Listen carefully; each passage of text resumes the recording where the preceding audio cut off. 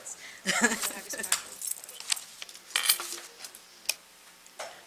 Okay, I'd like to call the June 16th Town Council meeting to order. Would you please stand and join me in the Pledge of Allegiance?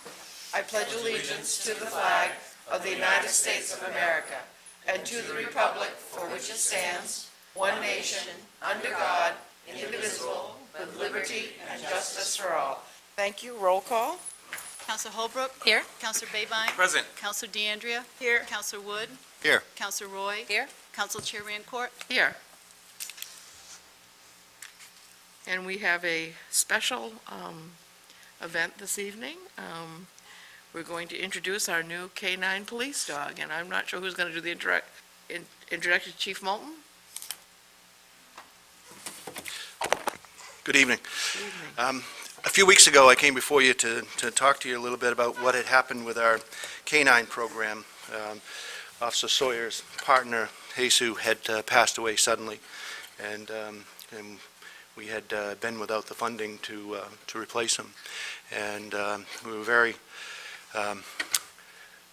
humbled, I guess is the way to say it, that a number of folks came forward representing businesses here in town, residents, veterinarian, the Westbrook Police Association, and a number of folks submitted donations to us, and enough so that we were able to go out and search for a new canine. And at the time that I explained that to you, I think somebody maybe half-jokingly said we should bring him in and introduce him to the council. And I thought that would be a nice touch. We do that with new employees, with new officers and so forth. And I also wanted to take the opportunity to recognize Sergeant Tim Morrill from the Westbrook Police Department for their contribution. We certainly appreciate it. We had 14 donations ranging from $50 all the way to $1,500. So it was a really nice effort by the community, and it was certainly appreciated by all of us. And so we wanted to take this opportunity to introduce you tonight to Kona, our newest addition to the department. I think maybe if you can bring him over there, maybe they can get a better picture of him. This is Officer Sawyer, Mike Sawyer, who's Kona's partner. And without any further ado, if Toady would come up, and I think she's going to... I want to hear him say, I do.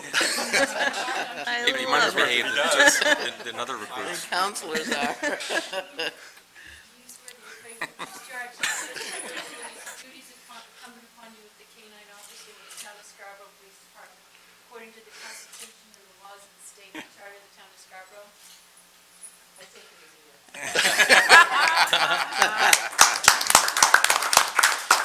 Mike's wife, Kim. I guess I would make you Kona's mother.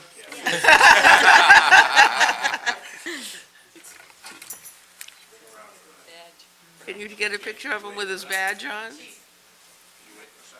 Yes, sure. We pulled that. We should get the Westbrook officer up here, too. Take that board down. Very nice.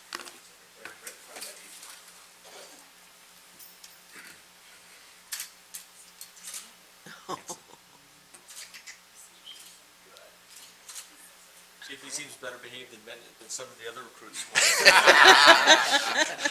I thought you might notice that. He's still a teenager. He probably is blinded from all the camera flashes. Well, welcome, Kona. We're very happy to have Yeah, wonderful. another K-9. I remember a long time ago when we had Jax, and I didn't know the second dog so well, but it's nice to have a new K-9 officer on our staff. So welcome and thank you. Good boy. Okay, now we are going to move on to general public comments. This is the time when anyone can speak on any subject. You have 3 minutes, and if you'd like to, please identify yourself at the microphone, name and address, and keep your comments to 3 minutes. I think everyone's leaving the room along with the dog. Okay. Thank you. Thank you. I don't see anyone who wants to jump up to that microphone, so we will now dispense with public comments, and I will entertain a motion on the minutes. And those were available Second. online. Thank you. Any discussion or changes? Seeing none, all those in favor? Opposed? Thank you. Adjustments to the agenda?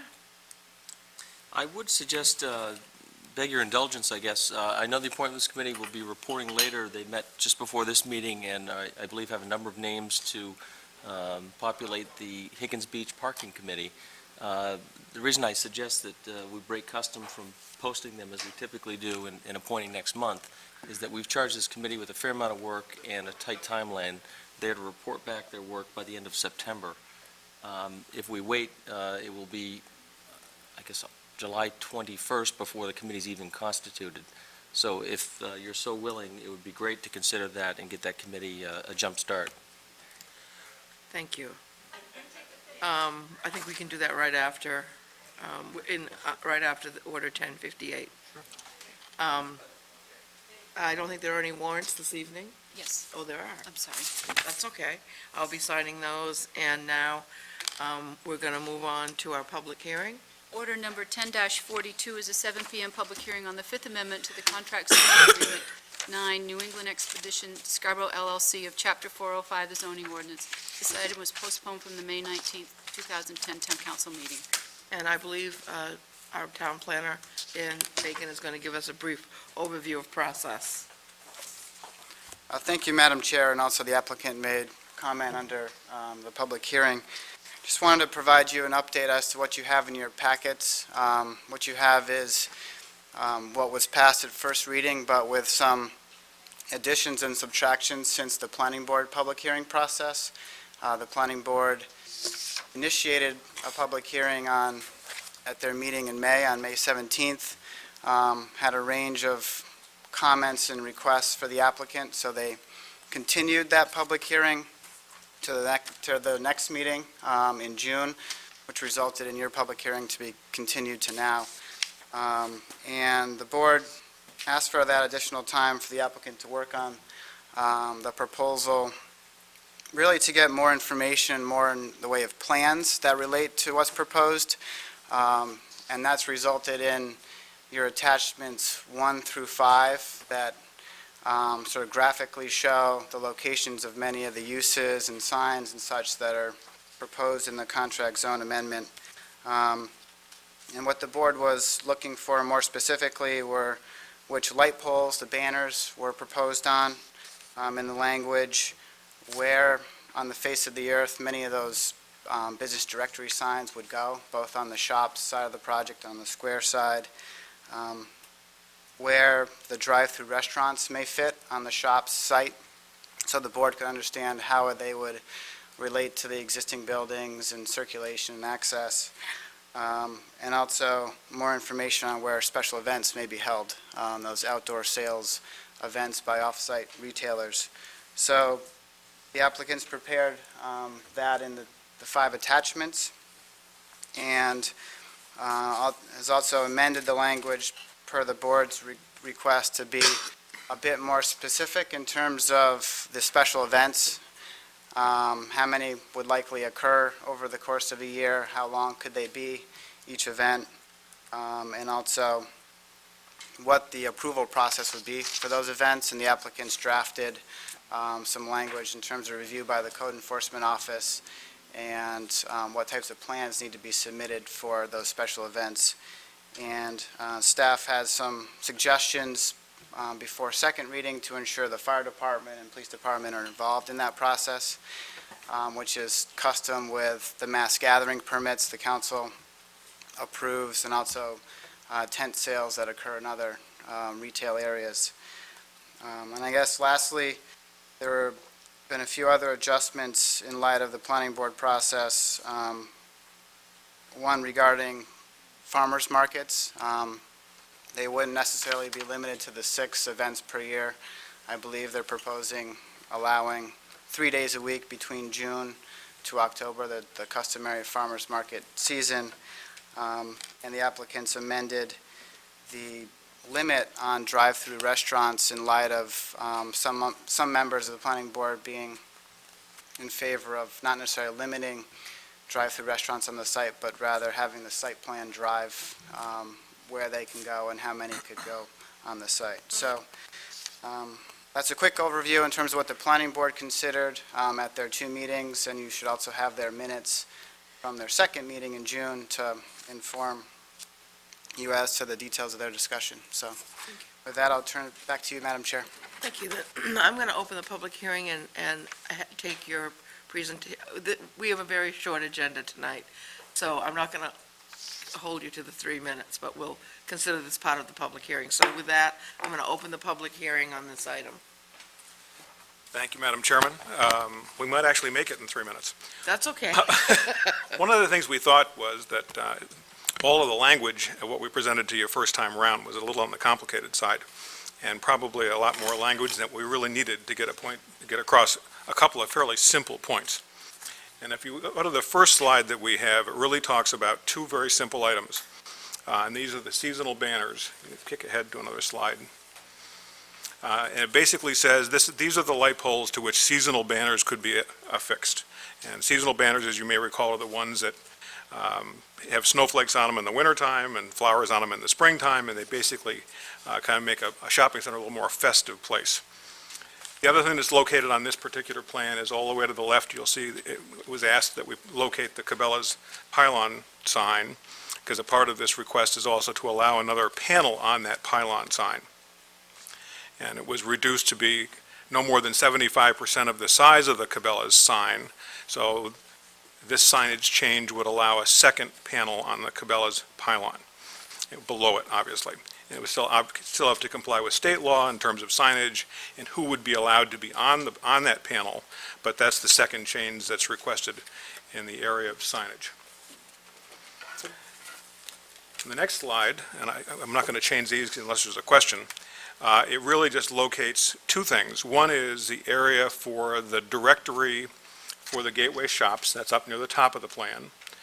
And then along Payne Road, there's 2 areas where we would locate the directional signs to help the truckers get in the truck entrance. Because heretofore, they've been using the primary entrance, which doesn't have the geometry or layout to allow for a big truck, and they end up driving over curbs and landscape. So this set of signs is contemplated to try and get the truckers to use the south entrance of the shopping center. Those are the 2 changes on this page. On the following page, we have the Gateway Square, and there are 2 changes requested for the Gateway Square. One is it allows for a tenant directory at each of the entrances, the entrance on Higas Parkway, as you can see on the top of the screen, and the entrance on Payne, which is on the left-hand side of the screen, in one of those 2 areas, in both of those areas, somewhere in the shaded cross-hatching. And then it also depicts where the existing stone walls are that today can't have signs on them in the event of the Higas Parkway stone walls, because the underlying zoning doesn't allow it. So the 2 changes here are the allowance of a directory sign at each entrance and the allowance of individual signs on the stone walls that are already there. In the area of uses, there's basically a fairly simple change proposed, and that is to allow for drive-throughs in the areas that have been crosshatched. We heard this both at the council and at the planning board, was rather than have there be a blanket allowance for drive-throughs anywhere, where would the logical places for them be? And in the crosshatched areas, you can see where the spots would be that we're suggesting. And as laid out like that, it certainly would not support more than 3 or 4. Right. And on the last sheet, it basically spells out some of the things we were also asked of both the board and the council. One was to isolate where the special events would be held. That would be the craft sales or the art shows, and also to locate very specifically where the temporary signs would be. And as you can see in the very middle of the plan, we're contemplating those temporary signs being really just directional signs for once traffic has already entered the shopping center. And for a lot of words that are in the fifth contract zone amendment that's proposed, that's the basic changes right there. And I think I went over 3 minutes. Thank you. Anyone else wishing to speak before we close the public hearing? Don't all rush up at once.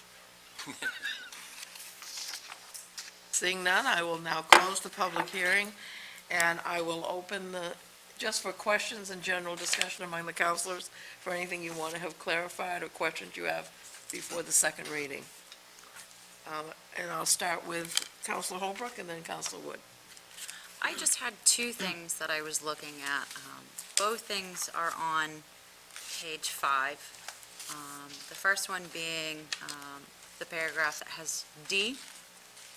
And the temporary sign areas, what type of signs are you talking about? Are you talking about the sandwich, like a sandwich board sign? That's exactly right. It would be a sign that would basically say, turn left here for the craft show.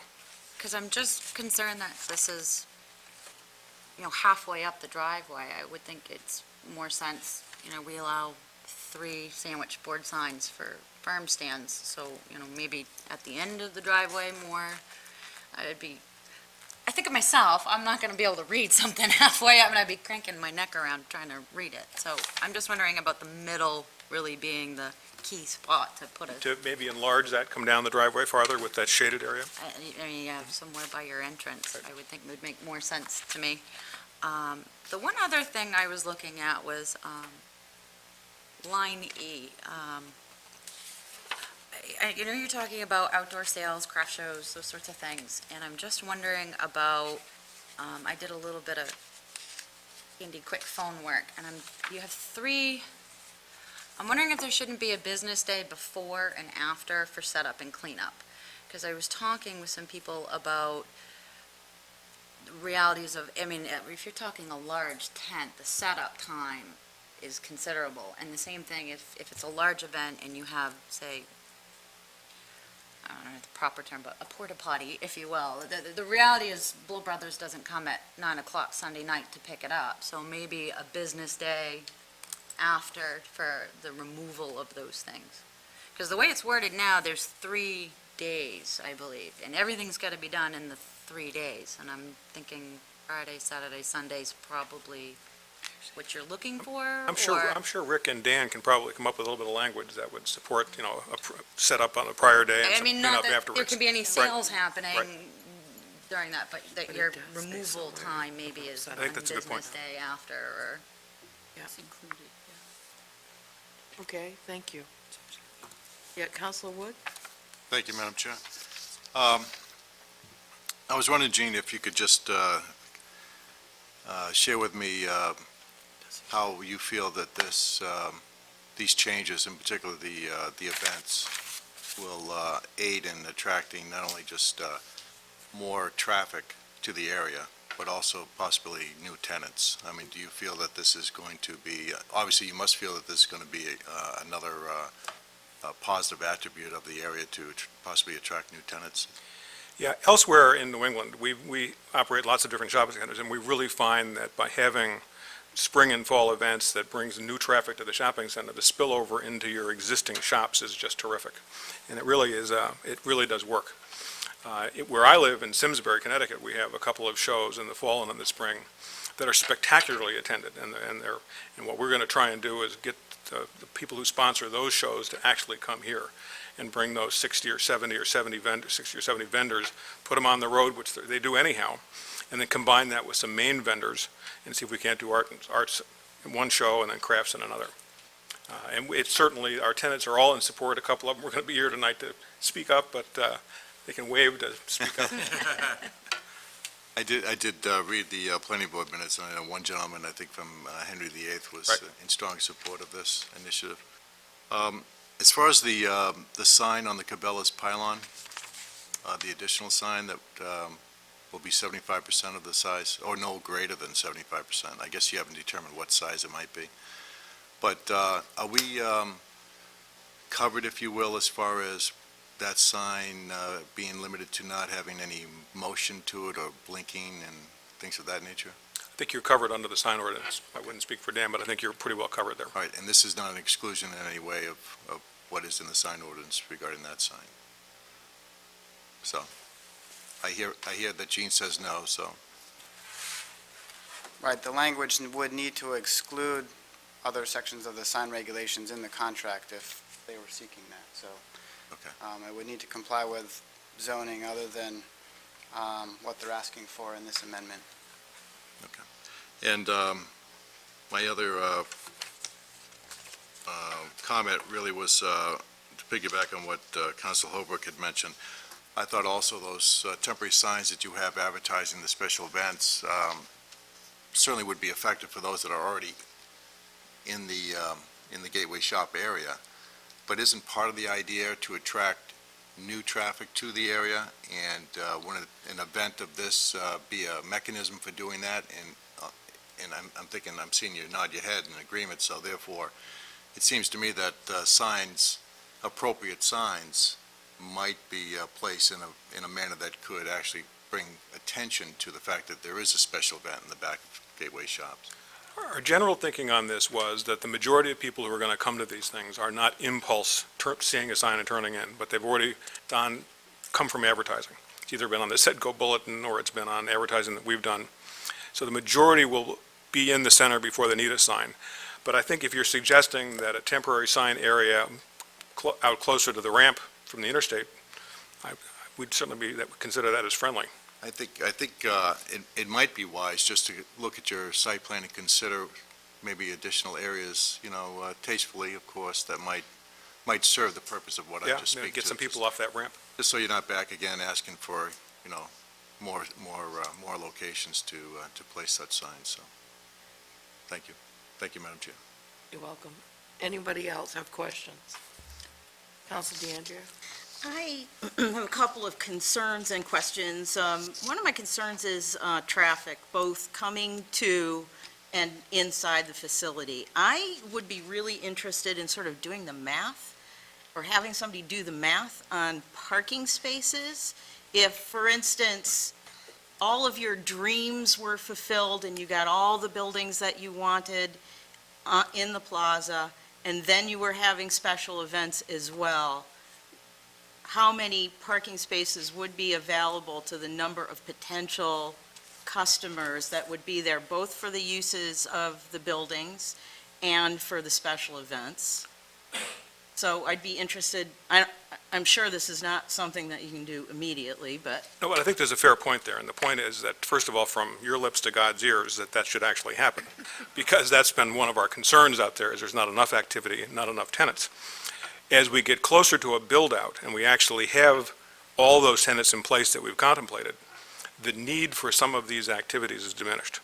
And so as managers of that shopping center, we have our fingers on the dials as to what's going on out there.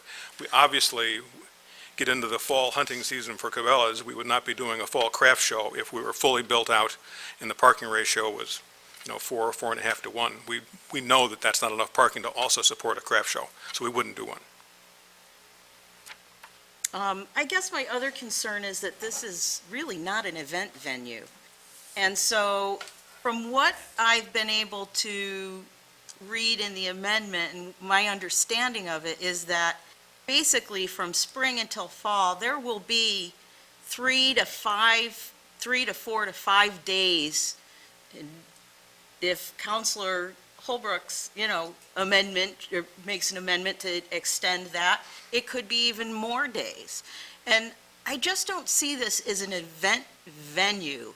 I might even be willing to support a few events during that season, but I just don't see this as a place for events through the entire summer season and from the spring and into the fall.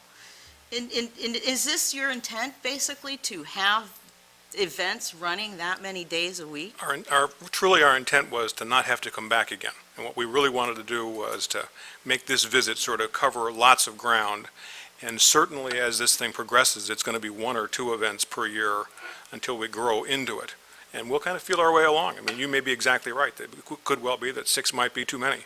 Our sense is that you can probably do 4 to 6 events the way the shopping center is laid out now and not hurt yourself, because there's ample parking. But as you build out, maybe the number of events does go down. I mean, you might be exactly right. But this gives us the ability to do that many. Anything else, Council DeAndrea?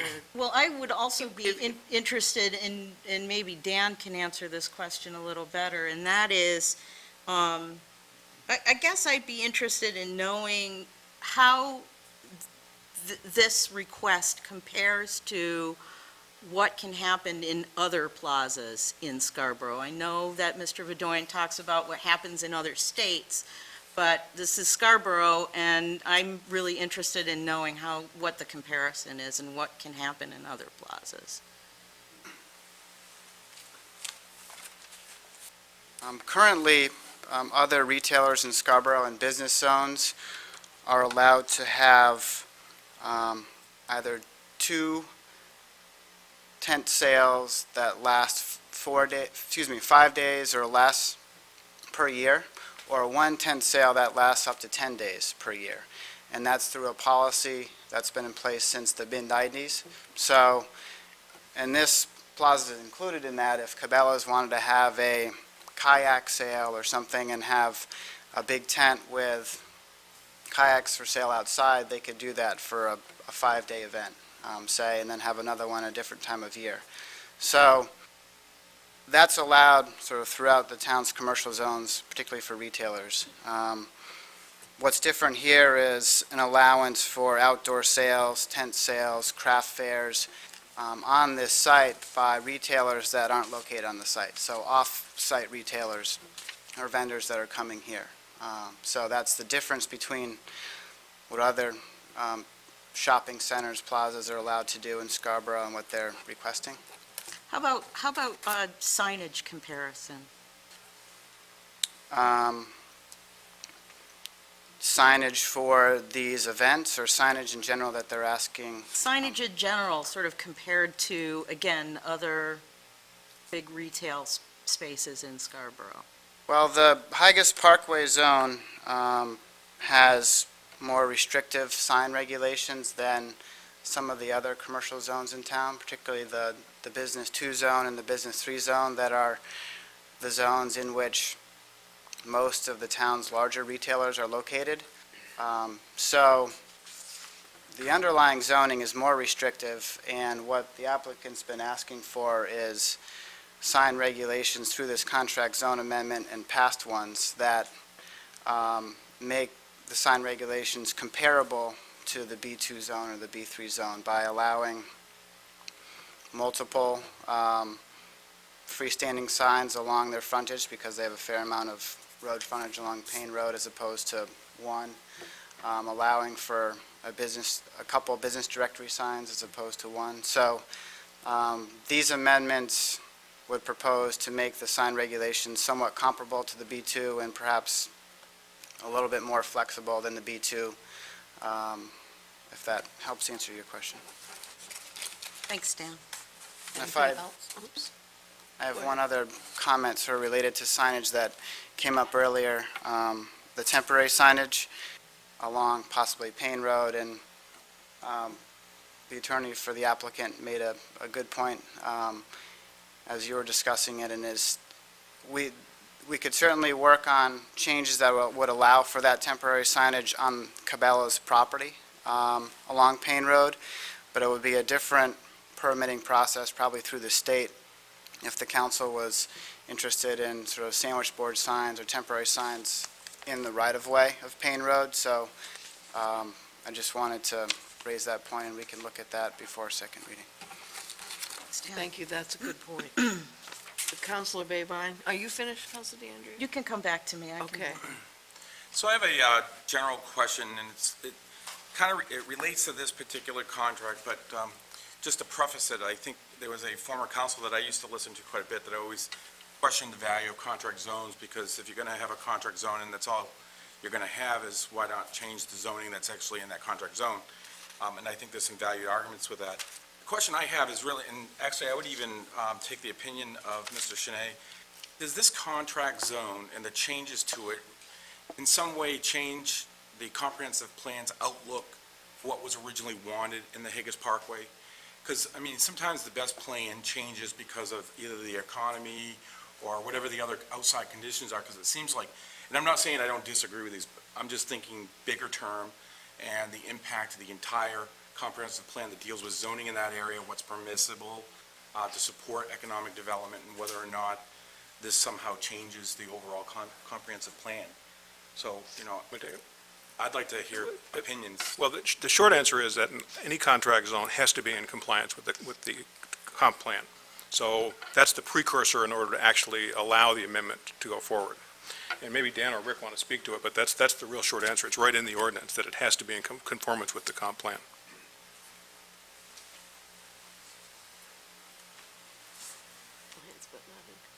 My name is Rick Cheney, lawyer with Drummond Woods, and I represent the applicant. I think you're asking, is this contract zone and the various amendments that we've gone through still consistent with the underlying comprehensive plan? Obviously, my opinion is yes, on behalf of the applicant, but my reasoning for that is that the contract, the comprehensive plan and the section that deals with the Higas Parkway does talk about and permit or recognizes that there would be retail facilities there. And fundamentally, 99% of the uses that are contemplated, that are there now or will be there across the street are all permitted uses. If you go back to the beginning of this process, the fundamental reason for the contract zone agreement was that the comprehensive plan, while recognizing retail facilities in the Higas Parkway, didn't permit, well, it didn't talk about size, but the zoning, underlying zoning said you can't have a retail facility in excess of 20,000 square feet. So, in my opinion, there's nothing inconsistent with the contract zone agreement and all the amendments because they still relate fundamentally to retail uses, signage. Obviously, signage is recognized as a use in the zone. These simply gave us the right to have a bigger retail facility than the zoning ordinance otherwise allowed, but still it's a consistent use. If we had come, for example, and said we'd like to have a contract zone to allow a prison or something that isn't contemplated in the underlying comp plan, then we would not have a consistent agreement. So I think it's consistent. It simply amplifies size of retail uses, and as Dan said, we're trying to bring a bit more flexibility on signage, which we would have the right to do if we weren't in the Higas Parkway zone. As a matter of fact, when we first started this process some 4 or 5 years ago, one of the proposals that Harvey Rosenfeld and I floated by at that time, Ron Owens, and some of the councilors said, why don't we just change this side of the road back to B3? And we decided not to do that because the town and the council then wanted to have a lot of control over what happened out there, particularly across the street and tying the two pieces together. So I think it's consistent, even as amended. Thank you. Any other questions? I have a few. One of them, I'm trying to do some calculations in my mind, and I want you to know that I am not, although I probably have, because of my no vote on the first reading, appeared to be totally against this, but I am not. There's just some areas that I am concerned about. And one of them is the farmer's market issue and the 6 possible other kinds of events. And in my mind, I'm adding it up, and if we pass this as written, it looks to me like there would be 5 months of at least 4 weeks each, June through October, with possibility of 3-day farmers markets, and possibly another 18 days of 6 different shows, or whatever you want to call them, like a car show or a craft show. That seems like a totally over-the-top use. Some permutation of that, I think I could live with, but when I look at those raw numbers, if we grant everything at once, it's way too much. And personally, one of the areas I think is perhaps overblown here is the concept of any farmers being willing to spend 3 days at a farmer's market. They all farm, they don't have the wherewithal to even barely do the farmer's market here one half day a week. So I'm thinking that might be something I would look at cutting back, is that request, to make it a much more manageable request in my estimation. We don't view that as a problem. What we were trying to do here, remember, is to not have to come back again in case at some point in time, some large farmers group decides that they want to bless our site and have the farmers market there and need 3 days. If you're more comfortable with 2 days, that's certainly something we can change. Right, and so I'm just telling you some of the things I'm thinking about that I would like to discuss more fully and think about before we take the second reading. My other issues are related to the tent sales and I think the events are different from tent sales, at least in my mind. I think you should all be treated fairly with any other stores and be able to have tent sales of the stores that are there.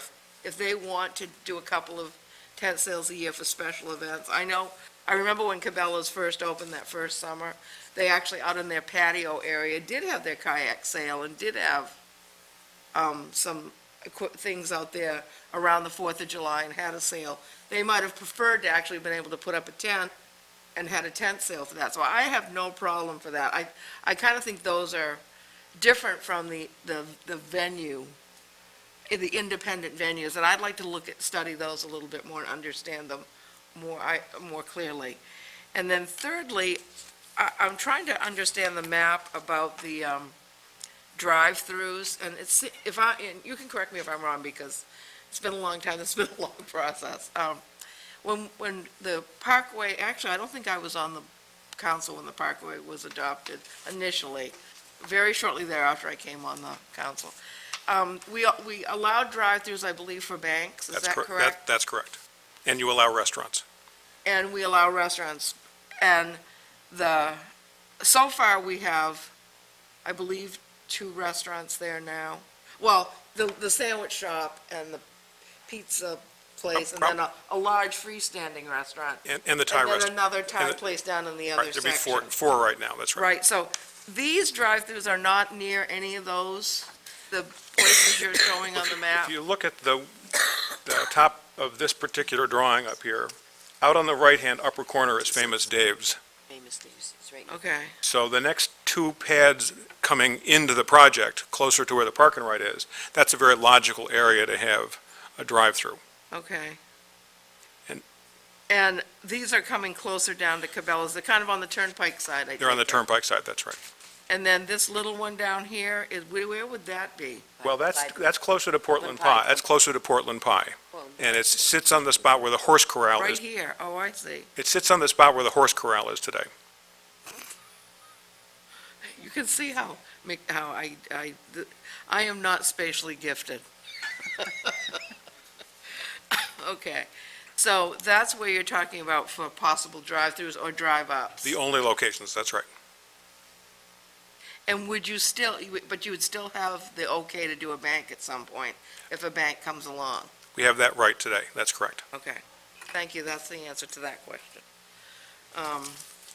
So I think, in general, I'm concerned about so many events, the length of a farmer's market and it lasting so long into the season, to me, really changes the nature of the Parkway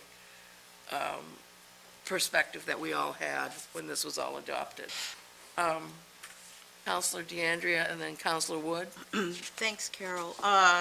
One of the things that you were talking about in relation to the drive-throughs that I have a concern with is that when I think of drive-through restaurants, I think of McDonald's and Burger King and those kinds of restaurants, and I hear that the pylon sign out where the pike is, we want to add something to that. It appears to me that looks like what's trying to be done is pull traffic off the turnpike, and we're already experiencing problems with overnight camping, not just at Cabela's Plaza, but at Walmart and Lowe's, and we've had citizen complaints about that.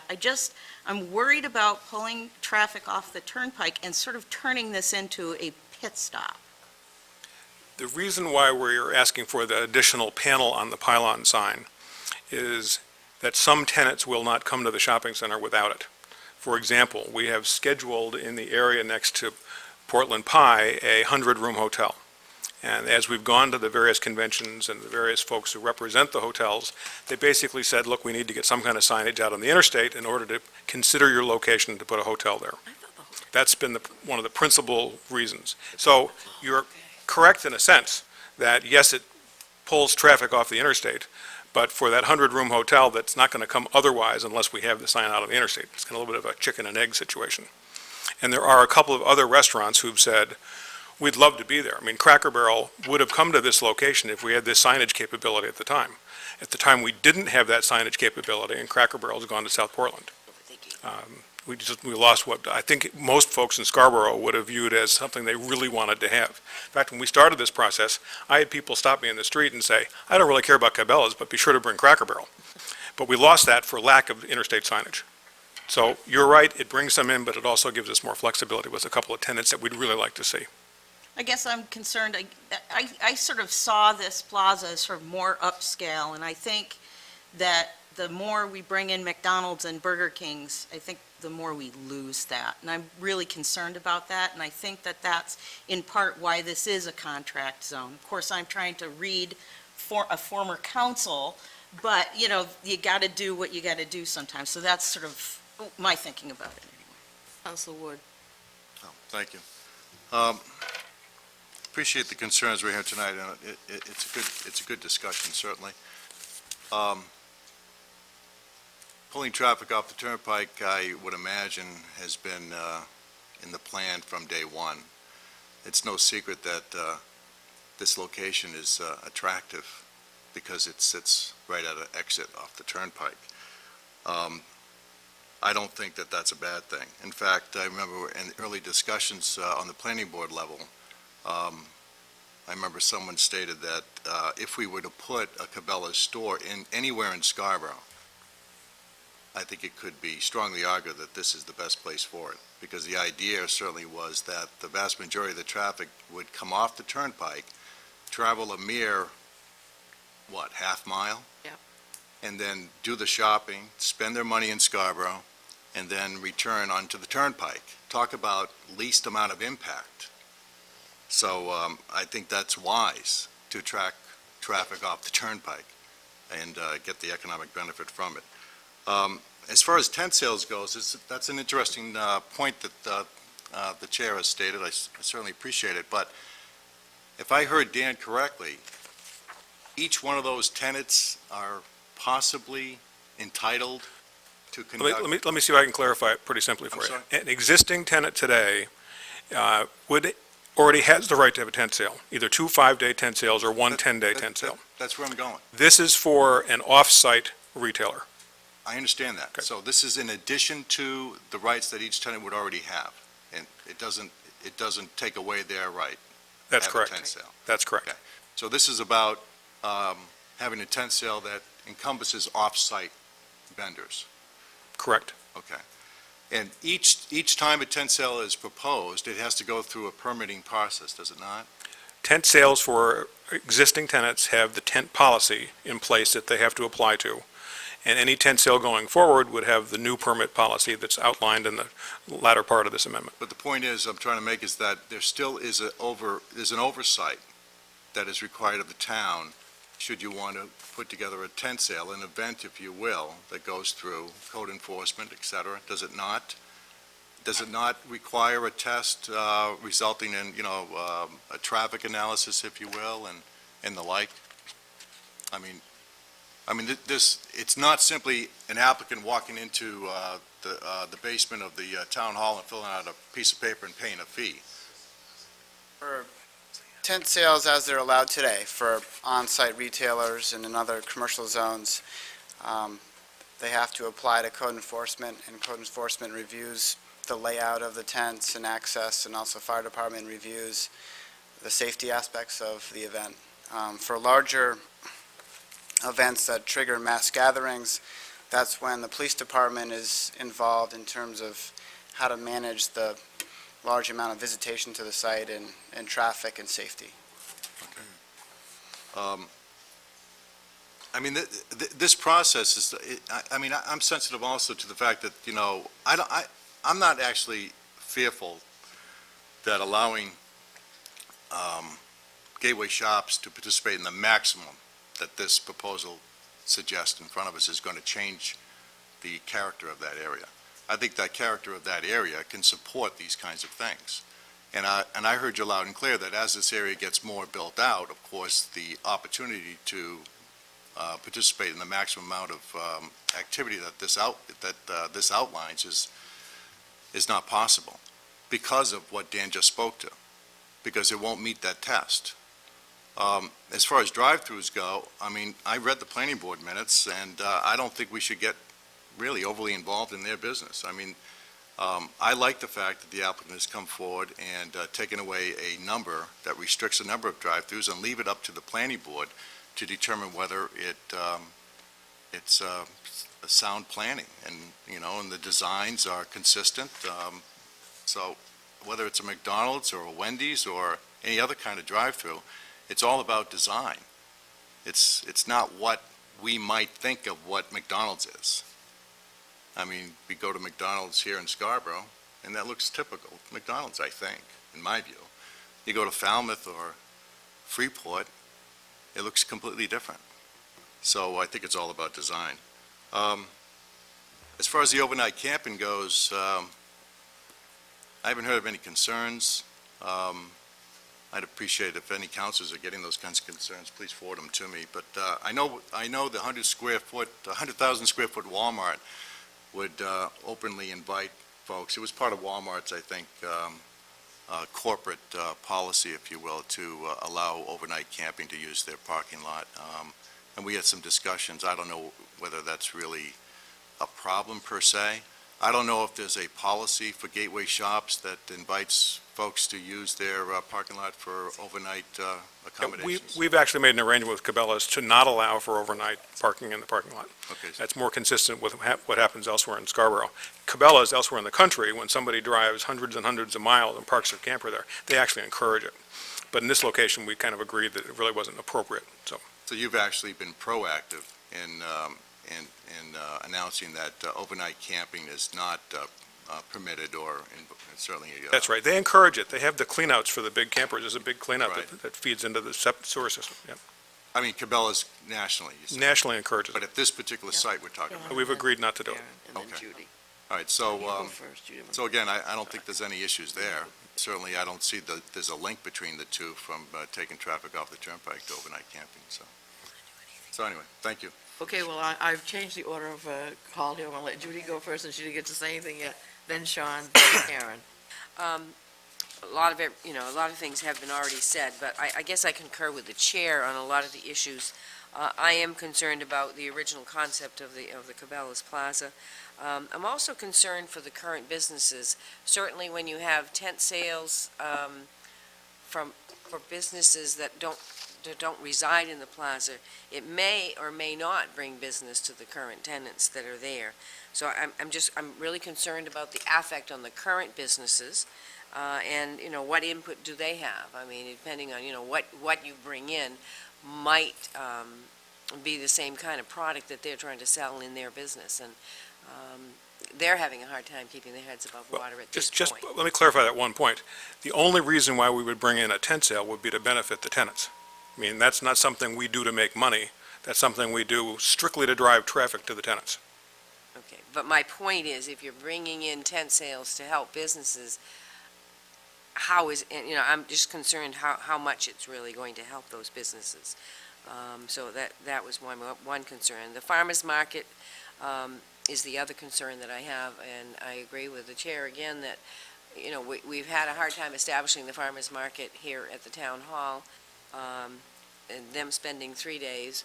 Do we want to bring in people from out of state to a farmer's market? And the affect on places that are close by, i.e. Flaherty's Farm Market and those things, I get concerned about that as well.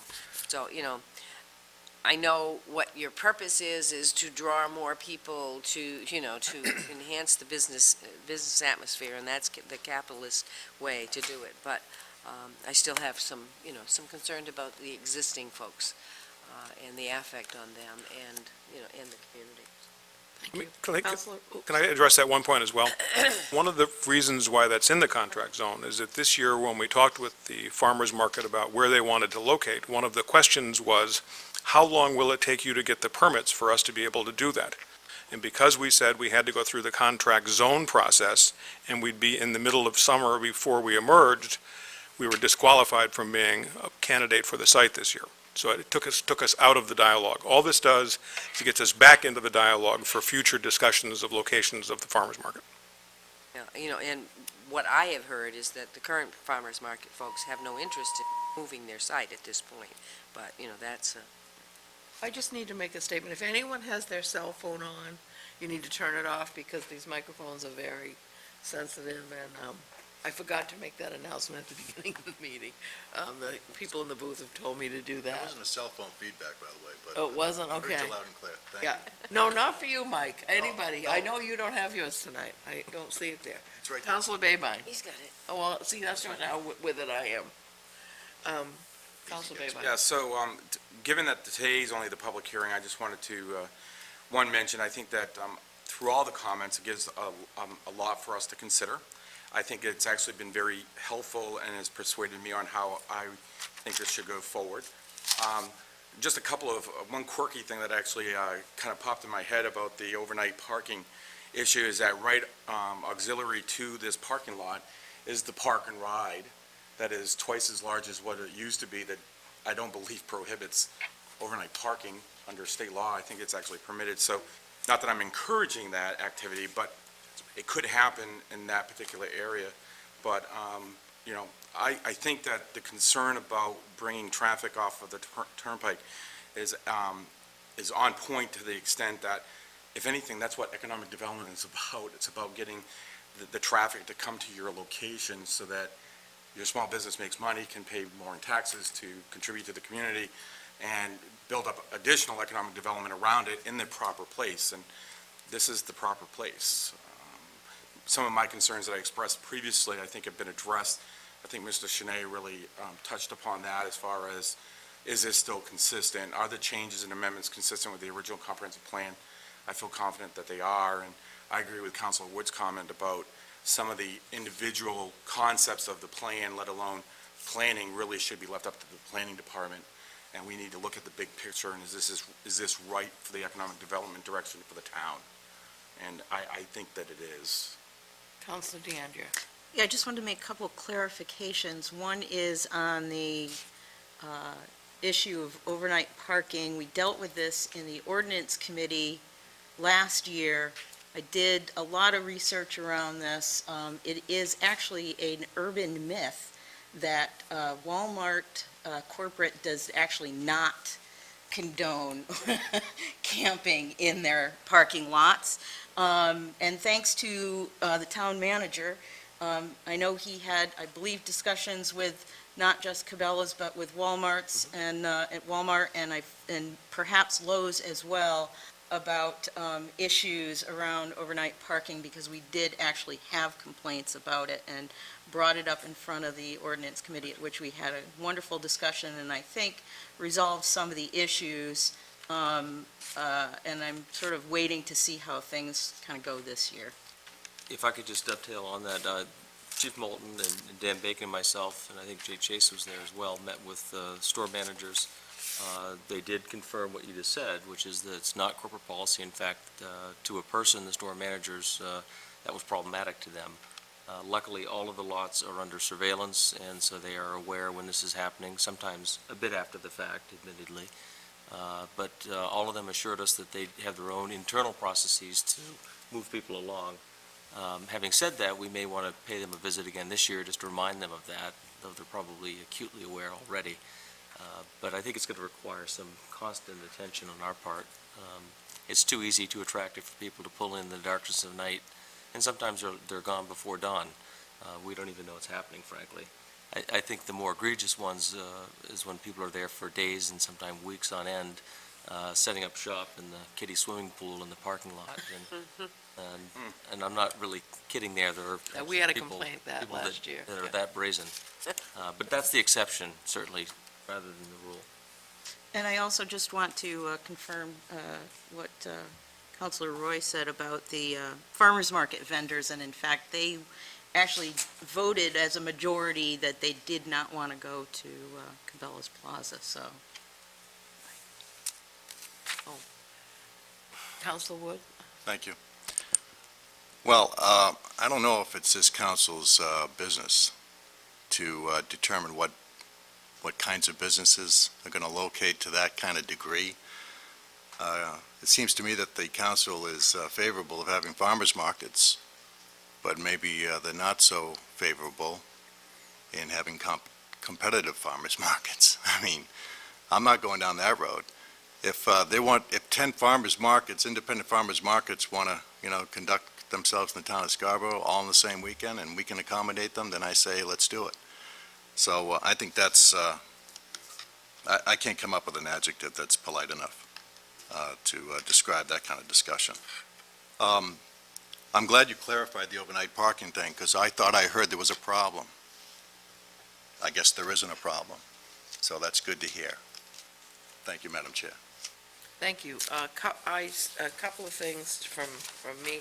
I think the reason, for me, the reason that we are putting our nose into this, or perhaps micromanaging this, is because it is a contract zone. If it was straight zoning, it would not be our affair at all. It would be strictly code enforcement and the planning board to authorize these things. Because New England Expedition or anyone else who comes from a contract zone, it becomes council business, and we really have to do the due diligence. And all of these things tonight were questions that different councilors have, and I want to respect that process and respect everyone's opinion and thoughts and concerns. I also want to make it clear that I have no problem with our capitalistic system. Well, I can't say that totally, because I do have some problems with our capitalistic system. But capitalism certainly has benefited me to a certain extent, and all of our society.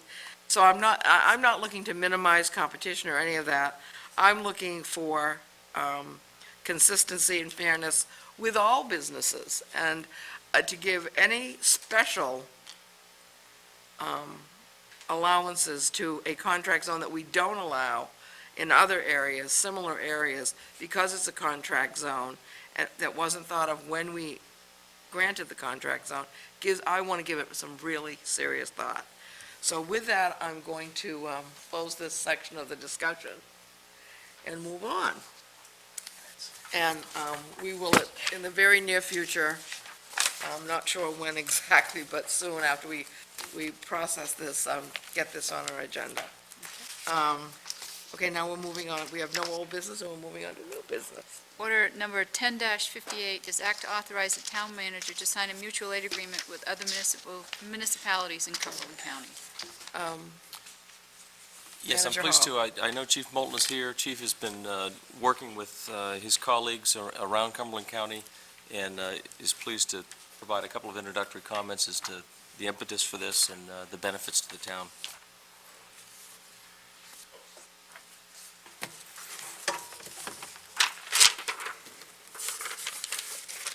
Thank you.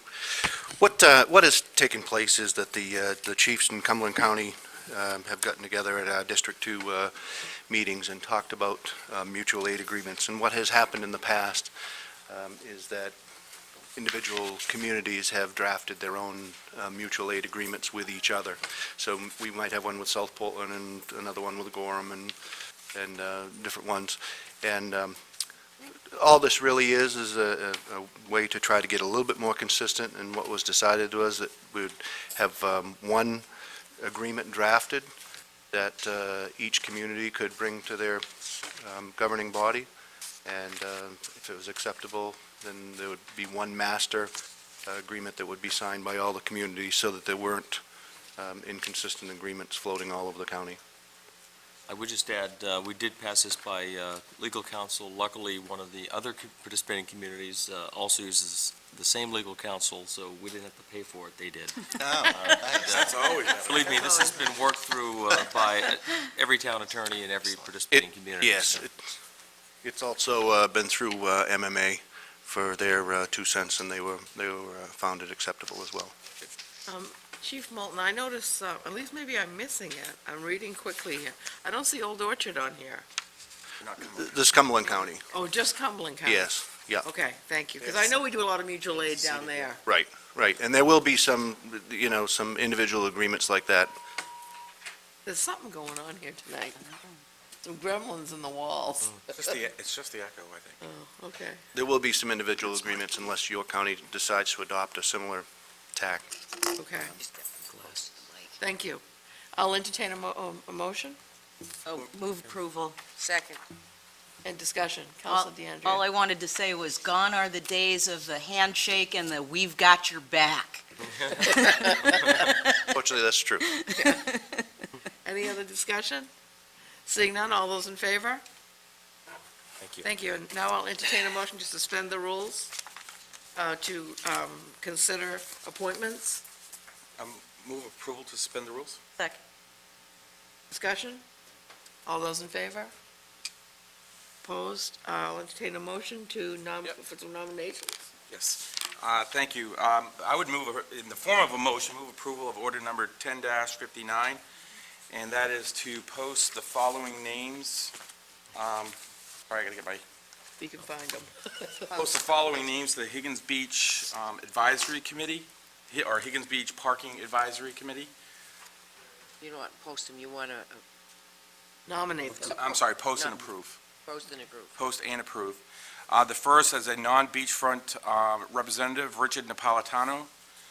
A surf rider representative, Ive Carlson. An Acorn Lane representative, Jeff Jones. Beachfront property representative, Rodney Lawton. An at-large representative, Barbara Bellicosi. And the last position, an at-large position, Glenis Shabbat.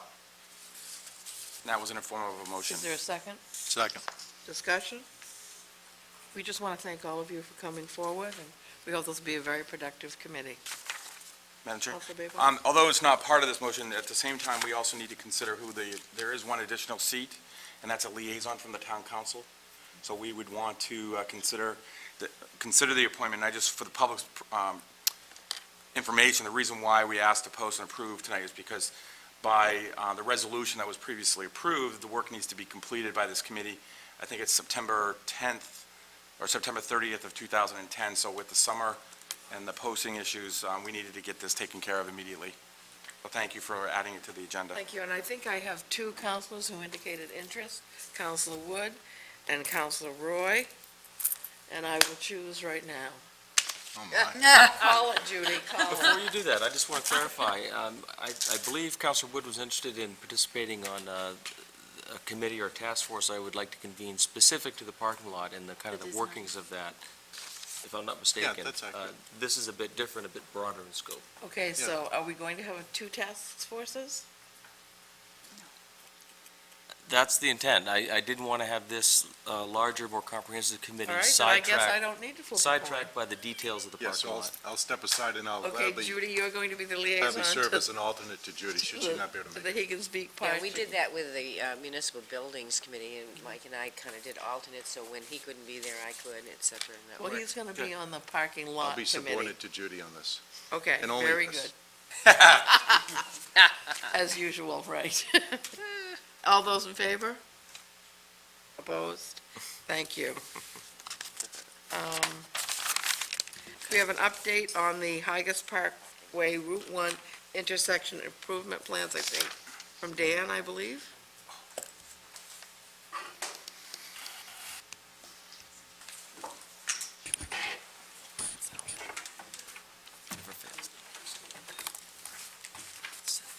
Madam Chair, we have for a very large intersection, we have a very large plan. So I'm going to take a second to assemble it. And Tom was thinking about maybe putting it right in front of the council. And we'll also put it up on your screens and connect it to viewers at home. Thank you. That would be fine. Just to get this.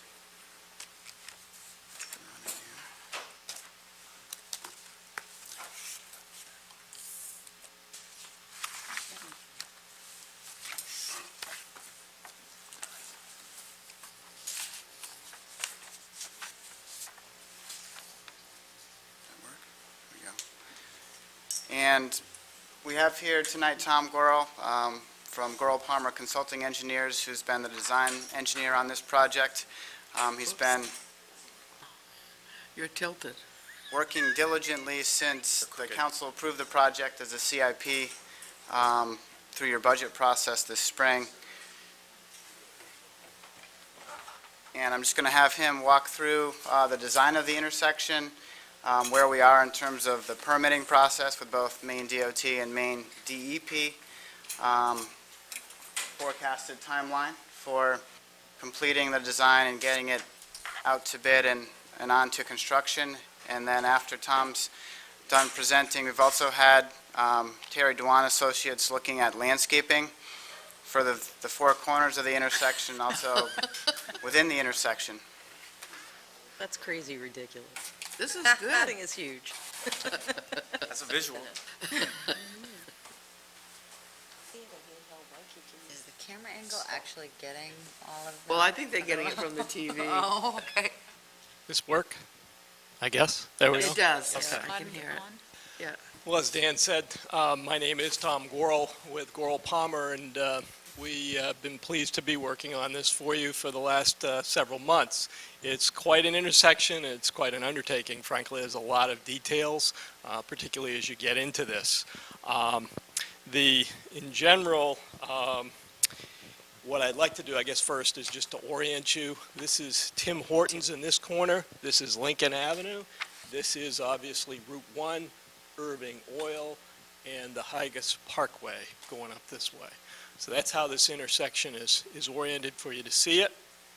The light gray here is actually the existing pavement that's out there today, and the darker is the widening and such that's going to occur. In general, what we're trying to do here is, as I think Dan was saying, is to add additional capacity to the intersection so that this can work in tandem with Dunstan Corner. And in doing that, we need to provide some additional lanes. So I'm going to briefly run through what the lane use changes here will be, and then I'll follow up with more detail relevant to the design of the intersection itself.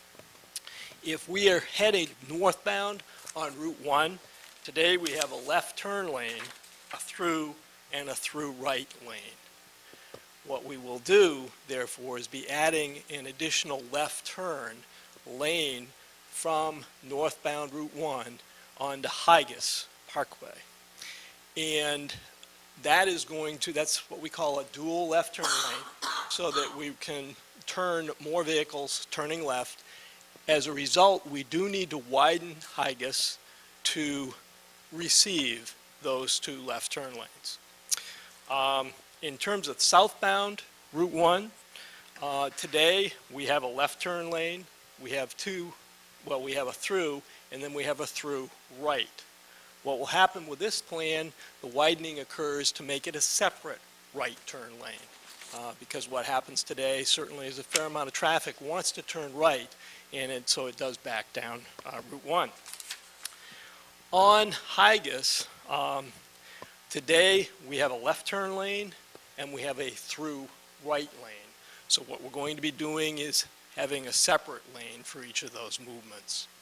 And finally, coming up from Lincoln, what we have today is essentially a left through and then a right turn lane. And we're actually, I think, going to be making this a left and a through right. Seems to work better according to the numbers. Now there's a lot of details to this, but in order to affect these widenings, it's fairly tricky in terms of the placement of the intersection, because we have some real restrictions, both in terms of land use and environmental resources. In this area here, that's our most sensitive area from an environmental resource standpoint, and we need to, well, there's avoidance and there's minimization, but we need to avoid in this case. So what we're doing here is this heavy black line is actually going to be a retaining wall so that we can stay away from those sensitive areas.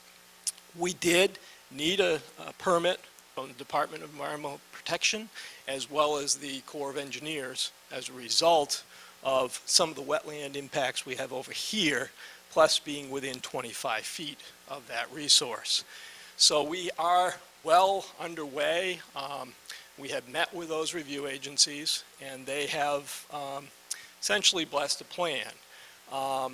They are, however, viewing the impacts associated with this intersection as cumulative to when the parkway was built back, it's probably 15 years ago now, I'm going to say. Probably. Yeah, I remember it, I know that. So what they're doing, therefore, is adding those impacts to when the parkway was built. And so they've come up with you can do mitigation, or they have a program now which they also allow in some cases an in lieu fee of mitigation. And in discussing with the town staff, it seemed that the in lieu fee was probably the most appropriate, and that's in the range of $22,470. They're very close to finishing up that permit, so I'll get into timeframes a little while, but that seems to be where that is actually going. So that was one area we had to avoid, and so we had to do some widening over here toward Tim Hortons. We also had a couple things on Higas we needed to be very careful of. One, the driveway to Irving is actually fairly steep today, and you do have some drainage coming right down that driveway. If we widen too much on that side, plus this embankment just essentially to the north of that, then we have some problems. We're going to have a steeper driveway, and with all the trucks and such, that wouldn't be that great. But over in this area as well, we have the Anton property that we didn't want to impact any more than absolutely necessary. So we were kind of threading a needle through there. This work that is on this plan, we're able to accomplish within the right-of-way. We may need some or want some easements for some sidewalks, which we've denoted on the plan through here and up through here. And so we're still working on that a little bit. We wouldn't need it if we put them directly adjacent to the roadway without an esplanade, and if we didn't worry too much about trees. But if we want to save some additional trees and have an esplanade, then we might treat it like we have in Route 1 down by Dunstan Corner, where you actually obtained some easements for those sidewalks. So that's kind of an ongoing thing we're working on. In terms of the traffic signals, we are redoing the traffic signals for this intersection. They'll operate somewhat similar to today, but because we're doing so much work, we're essentially upgrading everything. And this intersection will be interconnected actually with the Southborough Business Park signal that's down there today. That's not currently the case. It'll also continue to be interconnected with the intersections to the, I call it the north, but this way. So that will be ongoing. In terms of the traffic signals themselves, and I should mention in terms of the layout of this intersection, once we took into account those features I talked about, the widening kind of left a fairly large intersection. And town staff was very concerned about that, as I think they should be. So what it was felt was, let's try to introduce some green areas into the intersection as much as we can. And that's what's represented by these islands on the plan. There's a short one here in Route 1, and then there's these radii islands here, which also develops, leaves some opportunity for breaking up the intersection and putting in some landscaping. Because of turning movements and radiuses and that sort of thing, we can't have more than that be green. For instance, we do have an island in here on the plan, which is actually a concrete 1-inch raised island. And we're going to use a little bit, cut that back a little bit to sort of have a dedicated left turn lane into Tim Hortons. Question is, gee, why can't we make that raised? And that's a great question. The reason is that because of the wetlands, what we're doing is we have this right turn coming from here is somewhat constrained, it's actually going to need to run over that portion of the island. It's not going to encroach into the left turn lane, but it's going to need to go right over that island. A passenger car won't, but a tractor trailer certainly will. So that one can't be raised. And you'll also note that we have some concrete around these islands too. In other words, it makes them a little wider. There'll be a white type of concrete, which will look nice, but we can't have that raised either for the same reason that a tractor trailer truck needs that to be able to get around the corner. Up in here, we also have quite a bit of concrete that's about 1 inch high. That can't be raised because we still need to allow access actually into the Kinsman property here. So, yeah, in terms of the traffic signals themselves, they will operate such similar to today. However, Haggis and Lincoln will operate on their own separate phase so that Haggis will go by itself and Lincoln will go by itself, so that we're not going to have those go simultaneously. That'll result in some safer operations, certainly. And pedestrians, pedestrian crosswalks have been accommodated in this plan. There is one here to go from this sidewalk across.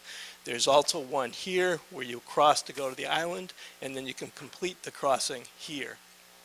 Those actually, you can't turn right on red when this is happening, so that will be stopped.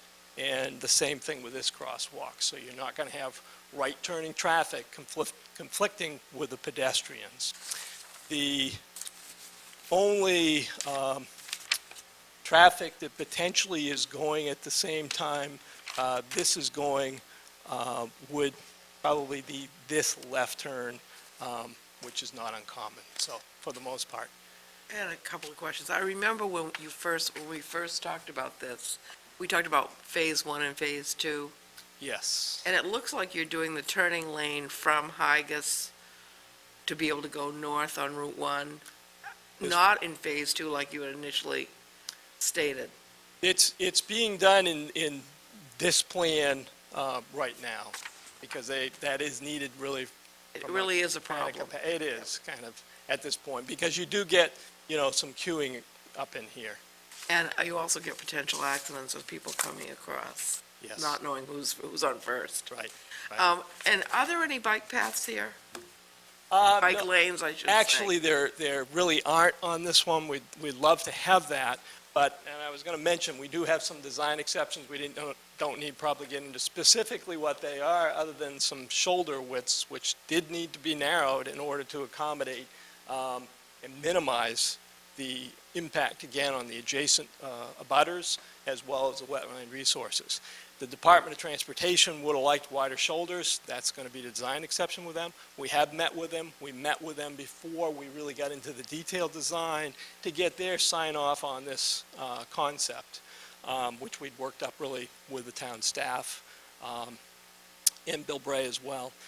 And I'm taking it the sidewalks are the same as what we did down at Dunston, the poured concrete, Yes. slip concrete, and the, Right. Can we ask questions as we go? As you go along, sure. Yeah, if you don't mind. I don't. So, a couple of questions. One is, and maybe it's because I'm lacking vision at this particular point, I don't see the value of sidewalks. Given the curb cuts of the types of businesses that are there, and the development, and knowing what, as far as a comprehensive plan and what is envisioned for development, it's not going to change from much more than what it is now, in the sense of, you're really talking big lot, an Irving station, Tim Hortons. I don't see the traffic necessary to support the expense of sidewalks. Well, I don't know if It- Dan wants to speak to that. The planning board, in their review over the last 5 to 10 years, when new development has occurred between Oak Hill and this intersection, has required sidewalks along the frontage of that development. Comfort Inn put in sidewalks. Mike Richmond's building next to Sullivan Tire did too. put in sidewalks. So those were all put in with the notion and goal that Once that section of Route 1 is entirely built out, there would be enough businesses, there would be enough vitality, have some pedestrian movement.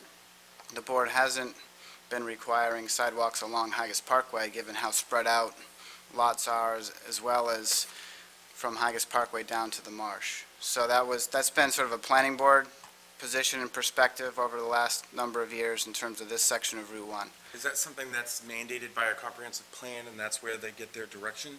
Or is it purely visionary on their behalf? I think more than being influenced by the comprehensive plan, the planning boards used the townwide transportation study that was generated in, I think, 2003, 2004. Tom worked on it and Bill Bray did, where they showed both road improvements, bike lanes, as well as sidewalk improvements. So that's where they got their direction from, more specifically. And I also think that the unofficial, I think, we have sort of had an unofficial policy for the council that any road improvements would include sidewalks and bike paths wherever practical. And I personally would like to see bike paths there, but if it's not doable, I'll be honest with you, I am already riding my bike to work, and I'm riding on the sidewalk. Yeah. Because it's unsafe to ride on Route 1. So I will be riding the sidewalk. So I don't necessarily disagree about the issue around bike paths, but in my head, when I think of sidewalks, I think of the transition from residential property and having access for walkers and residential properties to commercial, and there's no residential property neighborhoods in this particular area, so that's why I was asking the question.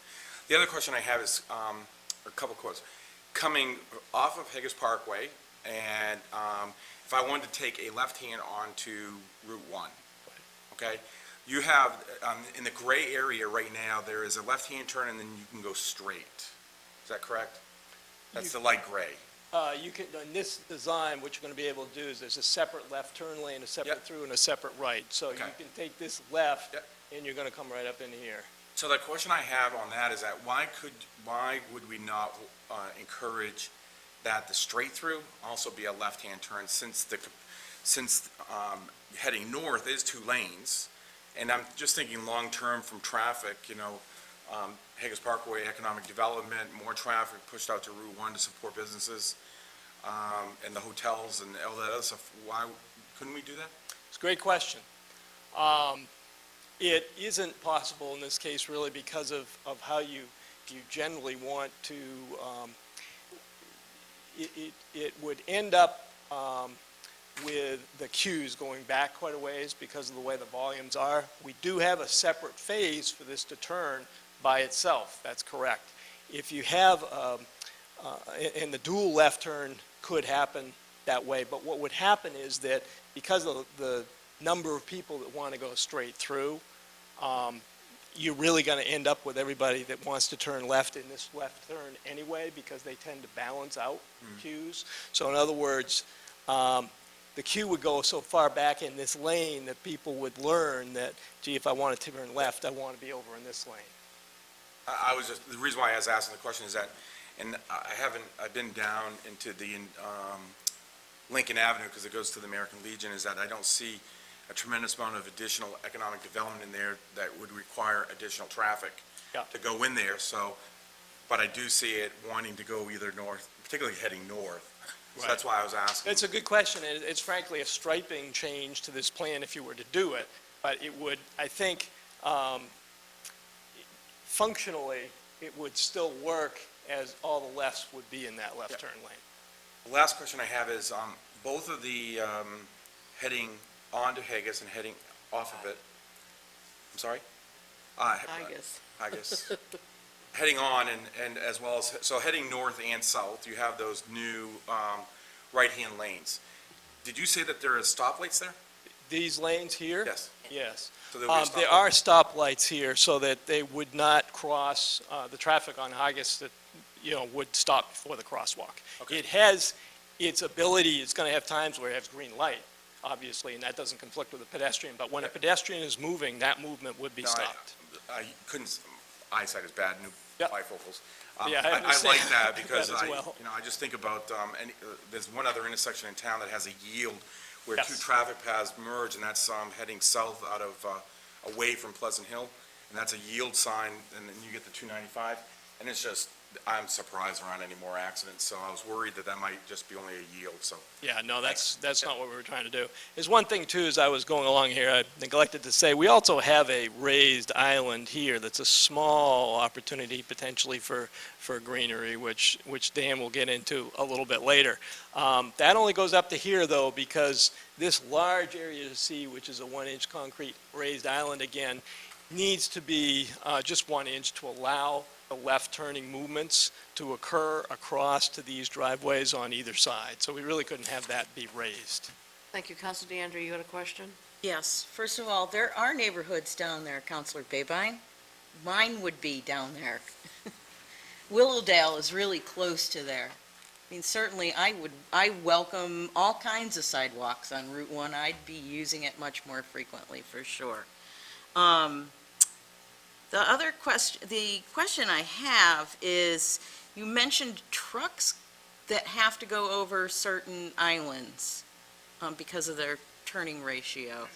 My only concern is how problematic is that you would find a pedestrian stuck on that island when a truck would need to turn? No, the islands that are shown in green is where the pedestrians would be. Right. And the trucks would not be going over those islands. What's maybe a little difficult for you to see, and it's certainly difficult up there, is there is a raised concrete island that extends beyond the green. Oh, no, I can't And see that's so a that. car doesn't go on that. So they have it constrains them even more, but a truck can ride up over that. It's somewhat similar if you've been in a roundabout where the, to your left is a slightly raised Yeah. concrete surface that trucks can drive over. And that's the same type of design feature that we're using here, but this green island is a pedestrian Okay. refuge. No truck would be going over Okay. that. Thanks. Yeah. Couple other things, I guess, that I did want Councilor to cover. Holbrook had a Oops, question. Okay, sorry.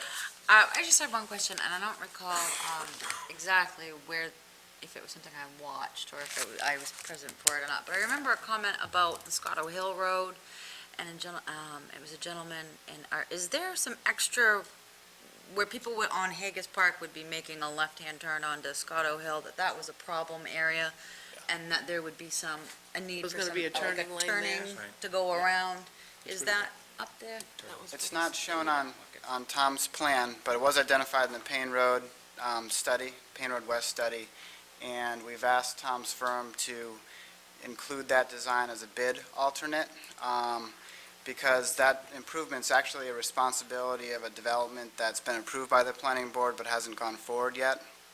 And the goal was to have this project priced, and then based on being within budget, consider making that improvement as well as making some additional improvements down Route 1 at the intersection of Willowdale, where there's a raised island that really shortens up the left turn lane into Enterprise Business Park. So there are two different sort of extensions of this project that the town may consider based on pricing, and we hope to make that improvement, because it is a concern and it is a need for a left turn lane onto Scarborough Hill Road.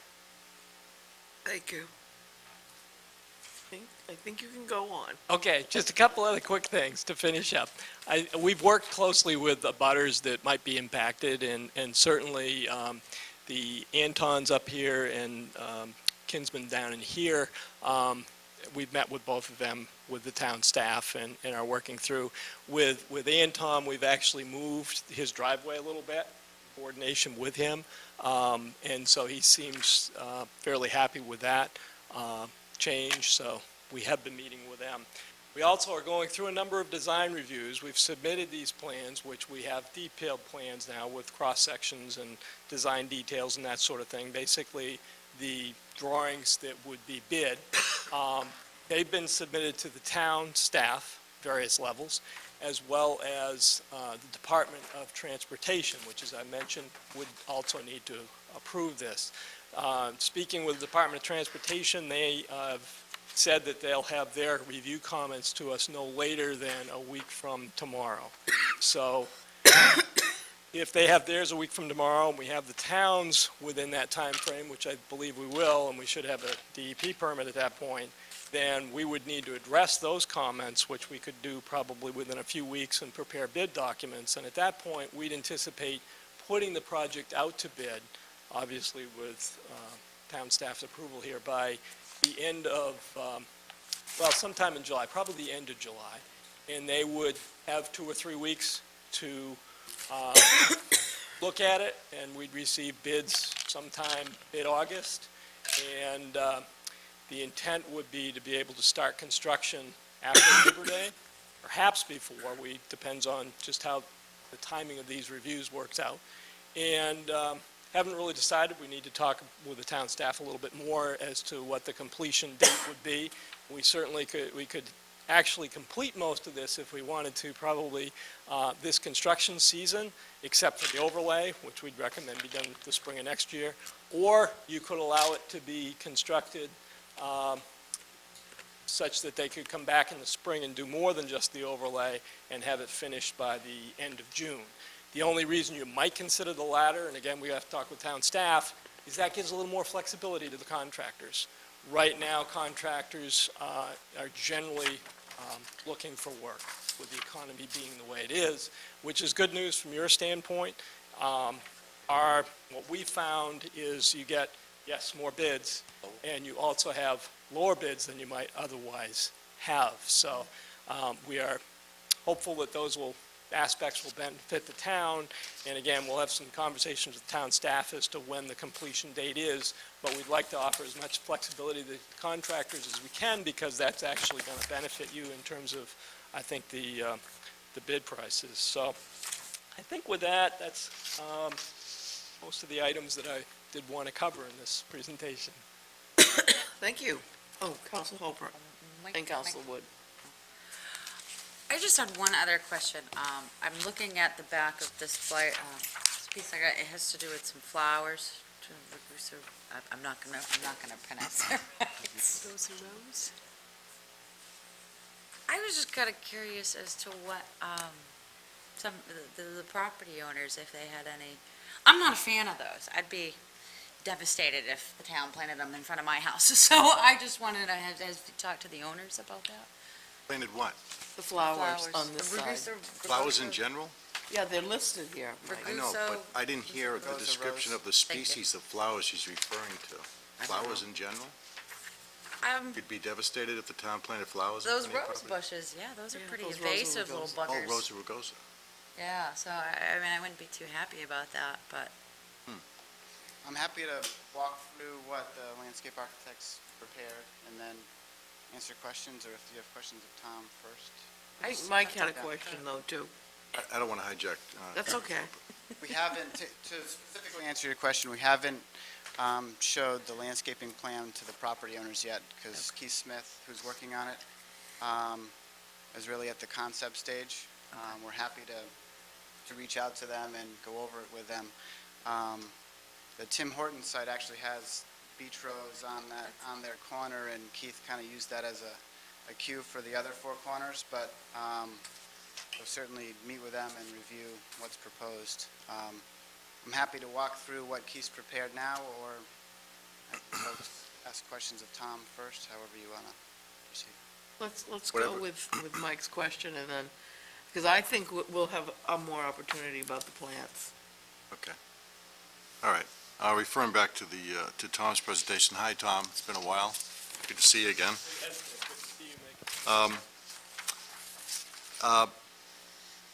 Generally speaking, I wish we could, and I know that you have a lot of challenges here, certainly, but generally speaking, I like the introduction of some green space into our intersections. I'm hoping that this and Dunstan, and I know we've had discussions over by Higas and Payne, that we can start developing some common theme or common motif that can identify folks that they're in Scarborough, if you will, whether it be the use of identifiable retaining wall material, plant material.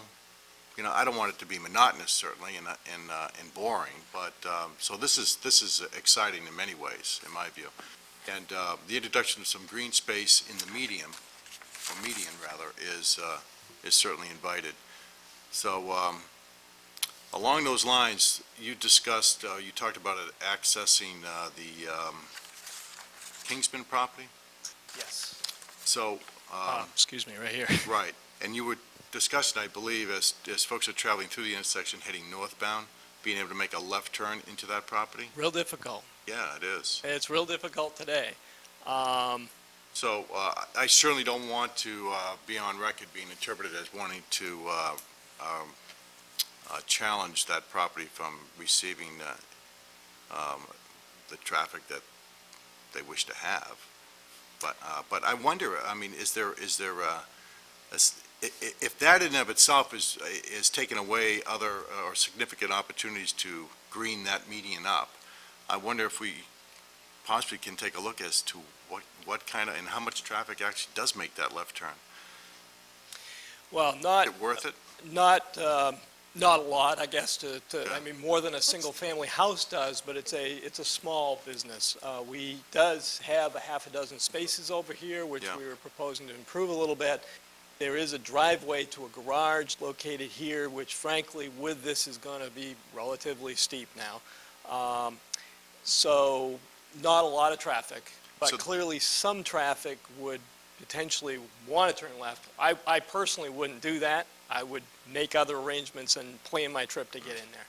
But that's why it's left the way it is. Have you considered then, it looks like there's two entrances that we're talking about. Is that correct? That is this parking lot, which I think more people would generally Right. use, and then a garage, a driveway to a garage. And are you considering the driveway into the garage is also in your thinking of, allowing folks to make a left turn into? Correct. Have you thought about creating a median then that just has specific breaks in it? Ideally, two breaks that all but announce and advertise where one would make that left turn to access? Because here, we're giving the motorists an awful lot of variability in making that left, and I'm wondering if that's a bad thing rather than a good thing. Yeah, you could potentially try to put another small one in here. We get a lot of, I mean, your interest is not, you don't want people stacking. no, we don't. And we also get some concerns expressed relative to things like plowing and all that when you have, some of these series of islands, because you got to get in the middle of those and that sort of thing. But we certainly could probably do that, a small one in there. Okay, Which might be, I don't think that's a bad idea. okay. I like the pedestrian attributes about it, the bicycle, opportunities to bicycle in there, of course, even if it's on the sidewalk. What kind of retaining wall material, you gone to that detail? I guess really, let me just say this.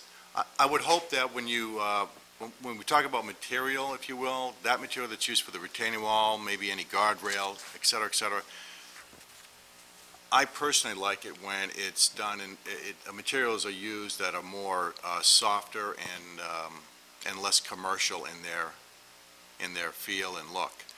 I mean, you see what otherwise could be a nice-looking intersection, if there is such a thing, and I think there is. But, and this is a step towards trying to define what that might look like. I know Tom and I have talked about, I think Dan's still here. What's it, Westwood, Mass? Westford. Westford, Mass has you should bring a picture in to show us all what an attractive intersection could look like. But you see intersections that could otherwise be attractive, but they have this abundance of hardscape, like galvanized guardrail and commercial, super commercial grade type retaining wall and stuff like that. So I know that there's DOT requirements, et cetera, to keep the vehicle on the road. But I would hope that we would use materials that would complement the landscaping effort as opposed to, Yeah, the I mean, opposite. this is kind of a segmented sort of stone wall that you've seen in probably other areas. It actually looks is it similar to New England Hi-Fi? similar what? Across from Shaw's in New England Hi-Fi? Yes, I think, if I'm thinking, yes. We most recently used it actually up in Range Road in Cumberland, which came out looking, the town seems very pleased with it.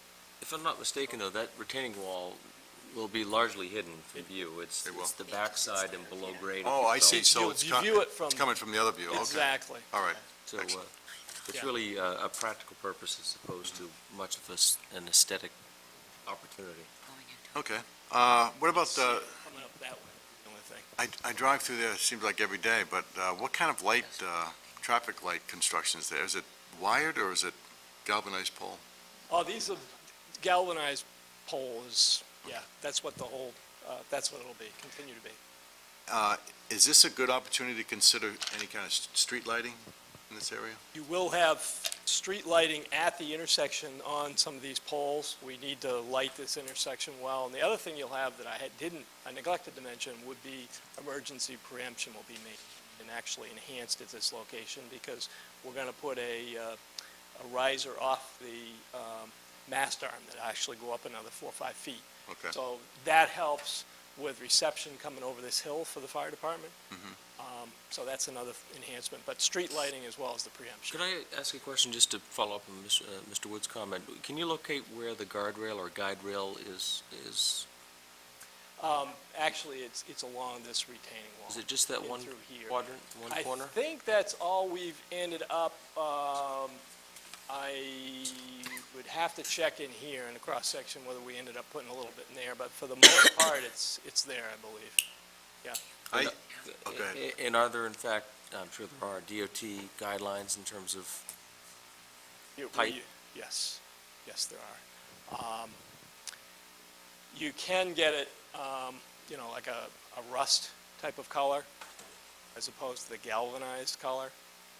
I've seen that. You can't use pressure treated or, for lack of a better term, Right. and on the back, it's backed up by metal? Generally not. I don't think they've accepted that yet. I'll double check, but I don't think you can. I mean, I might be the only one here that has that interest, but I do think it's a You'll much... see that a lot in parks and that sort of thing, but not in high-type intersections like this. Yeah. typically. It's just that certainly the guardrail does the job, but it, over a short period of time, it's dented and banged up, and of course, you can't replace it as often as you'd like.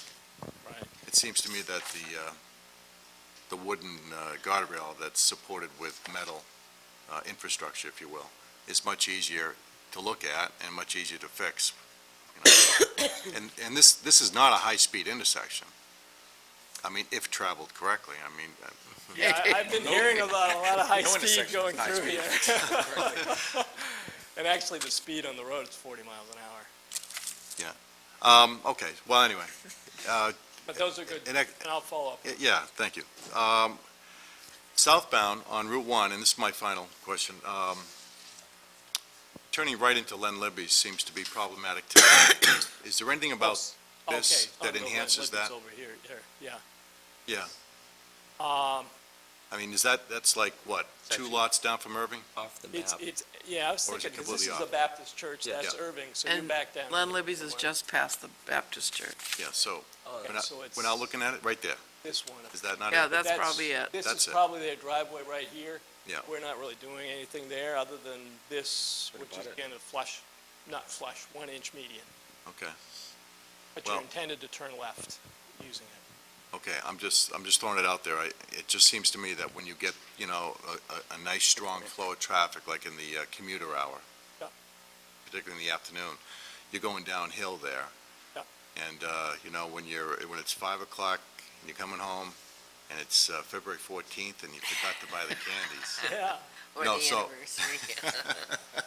There is a fair amount of demand to make that right turn into Len Libby. So I just throw that out there because if it's a simple enhancement or consideration, then this is the time to talk about it and think about it. If not, then that's Just put fine. in a right turn lane as No, well? maybe not that much dedicated to it, but it seems to me you have you have a robust Right away there. right of way there. We do have more, this green is not the right of way. No, but the dark Yes. gray is off the striped travel lane, right? But it's still pavement. Correct, but the right of way is actually right here, right on that sidewalk. So that's one of the areas where we were thinking about maybe we could move the sidewalk out a little bit, but Yeah. we'd have to have an easement to do that. Well, if somebody wanted to see, what I'm saying is, if somebody wanted to make a right turn into the church, Yep. it seems like they have an opportunity to get out of the way of the flow of traffic and stay on the pavement to do so. Am I correct? They- Right, they don't actually, because They this don't. is the sidewalk. Oh, okay. They would only have a couple, 3 feet to do that. I thought that was If new. we move the sidewalk behind the right-of-way, Okay. we might be able to gain a little bit more for shoulder width in there. It wouldn't be enough for a real turn lane, but it might help address your issue. But Okay. there's not enough room to get, not enough width. Okay, so anyway, thanks for introducing some landscaping to this plan, and I know Dan's going to speak to it specifically, but those are my comments right now. Well, your town staff was insistent that the landscaping get introduced, so you should be thanking them for sure. Okay. Anybody else with questions or comments? Okay. Oh, Just Counsel Holbrook.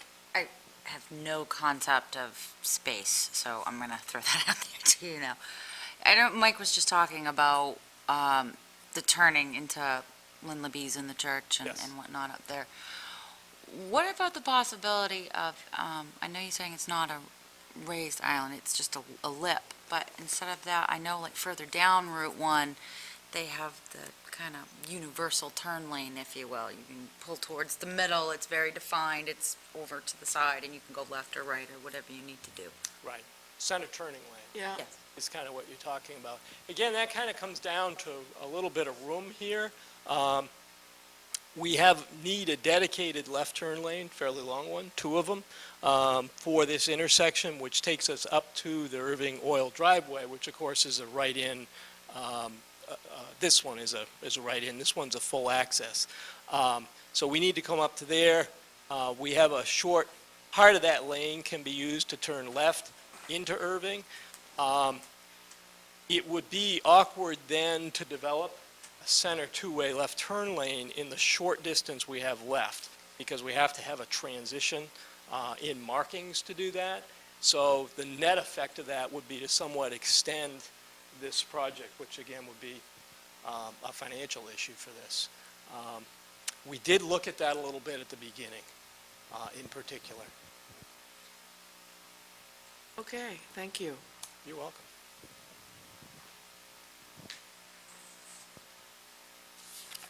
Thanks, Tom. In addition to Tom's work, Keith Smith of Terry Dewan Associates has been working on greening the intersection and touched on many elements already, and I'll just quickly go over really the 3 areas that he's been looking at. One is maintaining the street trees along Route 1 where possible. There's a number of what are getting to be mature street trees along the frontage of Irving and also the church, as well as the Tim Horton site. The majority of those trees can remain, and where they are being removed due to widening and sidewalks and such, they would be replaced. And Keith is also recommending carrying that theme of street trees along Highest Parkway as you approach the intersection, both on the Irving side and on the Anton side of Highest Parkway, as well as the south side of Route 1 across Route 1 from the Irving station. So they would use probably maples and oaks and similar species to what's out there today, where we would supplement the street trees. We've talked a bit about the islands and these 2 pedestrian islands that separate the right turn lanes from the other lanes of traffic are sizable enough for ground plantings. Keith is recommending as a initial idea daylilies nepeta. Yeah. Nepeta, is that how you say it? It's a purple sort of ground cover species that I think gets perhaps waist high, as well as some dune grass and sort of ornamental grasses. All 3 or 4 species, he says, are very hardy and low maintenance. These are pretty harsh conditions for landscaping, and would really add some color and greenery to, again, those 2 sort of kidney-shaped islands. Again, taking cues from the Westford example. They have, in Massachusetts, a particular intersection that Councilor Wood speaks of has two islands very similar to that in the middle of the intersection that really break down the mass of the intersection and make it look like a smaller intersection, a more intimate intersection.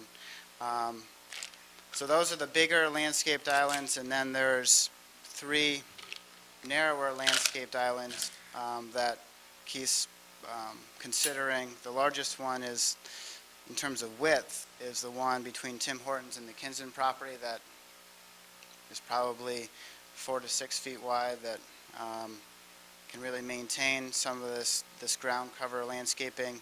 The other 2 are, I think, bigger question marks. They're 2 feet to 3 feet wide, so maintenance is a question on those. We'll continue to work with Keith on that, and also talk to Mike Shaw in terms of, can that work for public works in terms of snow removal and those things. Those are more questionable in terms of viable landscaped islands. The third feature that Keith's really been looking at gets to the beach rows on 4 corners, and what he's trying to do is really to frame the intersection and to create some focal points on the 4 corners of the intersection. And the red, there's 2 red squares that are shown on each corner of the intersection, and what he's proposing as a concept are stone columns that can be focal points and sort of anchor each corner of the intersection, with landscaping in between those in each corner, 2 columns. Borrowing ideas from Westford, he was thinking about trying to do stone walls on all 4 corners, but grades are pretty challenging on these corners. Tom talked about the retaining wall and the limited space to the, I'll call it the southwest, which probably doesn't have enough surface area to have a good base for a stone wall.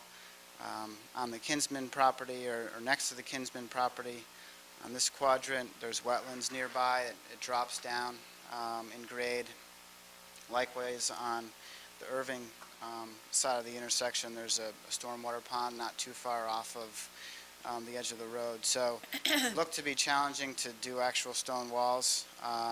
So Keith is proposing for consideration these columns to sort of mark corners of a landscaped area where beach rugosa rose or some other landscaping could, that's hardy, that's low maintenance, could thrive.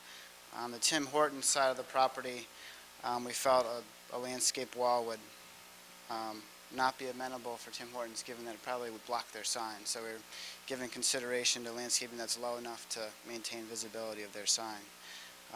So those are the core elements of what he's looking at, and as Councilor Wood suggested, he's looking at these ideas as potential themes that could be used down in Dunston or other intersections, so there's some continuity and identity for these intersections.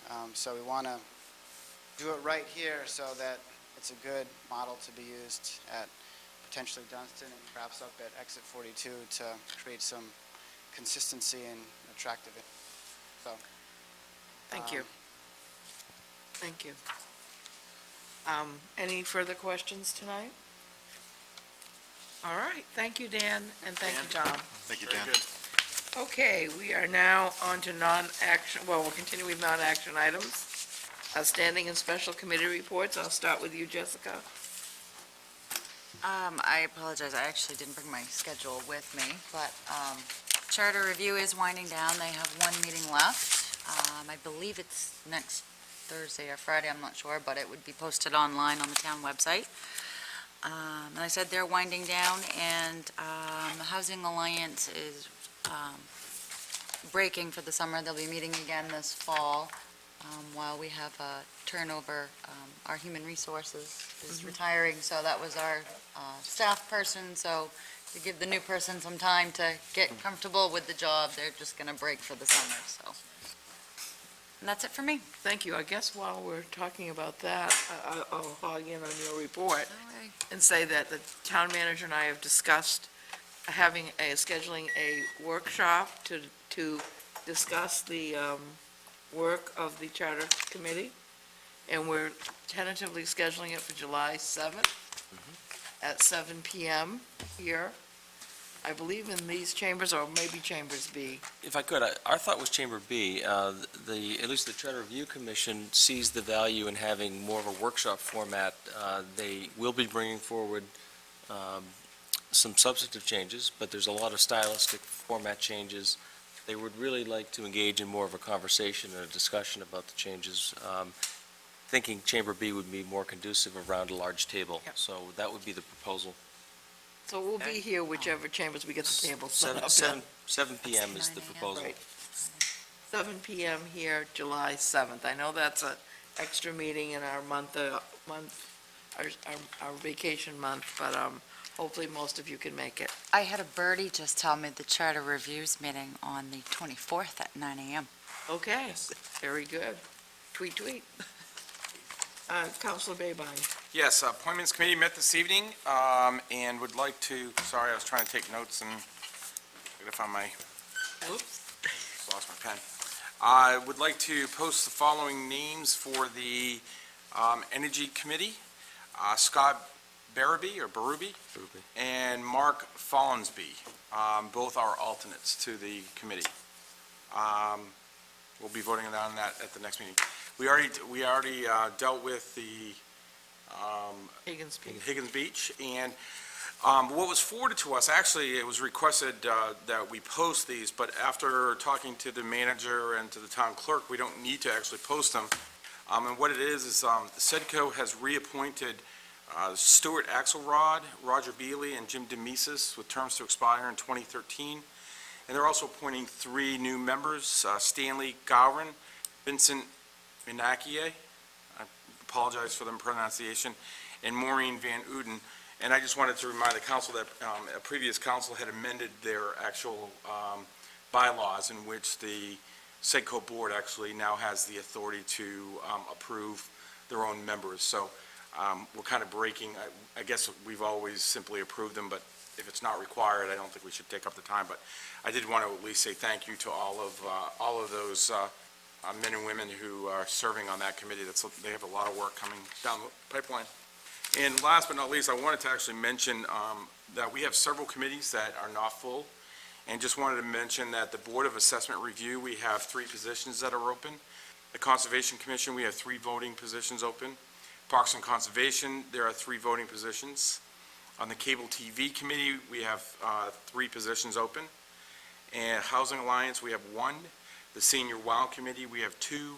And we just appointed the 2 alternates to the Energy Committee. So that is now full. So we're still looking for more applicants. And all I can suggest is serving your town in any one of these capacities is greatly appreciated. And it's a lot of fun. And interesting. Thank you. Counselor Roy. Finance Committee meeting was postponed from yesterday. We need to really look for another date. I was thinking the week of either the 6th or July 6th or July 8th. We had originally looked at June 24th, but Council Babine will be away that week. So I know it's already a busy week, but perhaps on the 8th, Thursday the 8th, we can look at that, and maybe Karen and Sean can let me know on that. And then the Energy Committee, I'm glad to see we've got a full complement now. Scott Barabee did come to our first meeting just so that he knew what was going on. We had our first meeting on June 10th. The committee is eager to continue the work and did not want to let the summer go by without getting lots done. So they voted to meet every other week. So we're meeting again on June 24th, and that'll be at 8:45. And we reviewed the charges from the council for that committee, and we met the person who, Aquino, who will be the sustainability coordinator, hopefully. So on the 24th, we'll start the work process. Thank you. Counselor Wood. Thank you, Madam Chair. CPIC is meeting this Friday morning at 8 a.m. talking about the Dunstan residential rezoning. We've already had 2 neighborhood meetings now. I attended the second one, and it was well-received. We'll be talking about possibly taking the summer off, if you will, CPIC, and giving staff an opportunity to catch up and concentrate on the aquifer protection discussion that we're having. But you're likely going to see the results of CPIC's work and neighborhoods meetings either in July or August for the Dunstan rezoning issue. Thank you, and Counsel DeAndrea. I just want to throw out my congratulations to the Scarborough High Schools. This is Oh, sorry, you're right. committees. My bust. I have all Okay. my notes written in the same spot. Okay. Okay, ordinance committee is Tuesday, the 29th at 4:30, at which we will be discussing fences and secondhand dealers. Thank you. Town manager report.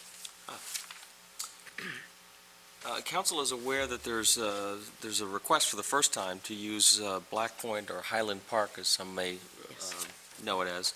This park was built by the town, I believe, 2 seasons ago. We have let it rest and mature, if you will, and the Scarborough Football Club has come forward, and I think a letter's gone, and all councilors have received it. Given some of the interest and notoriety during the time that park was created, we're certainly sensitive, and in fact, we promised the neighbors some further involvement when interest and use requests came forward. Here we are. At the suggestion of staff, I believe it's called the Community Services and Recreation Advisory Board, is convening a meeting, and that's scheduled for June 23rd at 6 p.m. We've reserved Chamber B. And the intent there, we've invited members of the Scarborough Football Club who have been terrific in terms of supplying background information, detailed specifics of their use request. And we really look to engage the public, tell them what the request is, and engage any issues, if you will. It's our goal to keep this from council. Though it may land back here on your laps at some point. But we certainly see the value in going through some these initial steps, and we'll keep you advised as we go forward.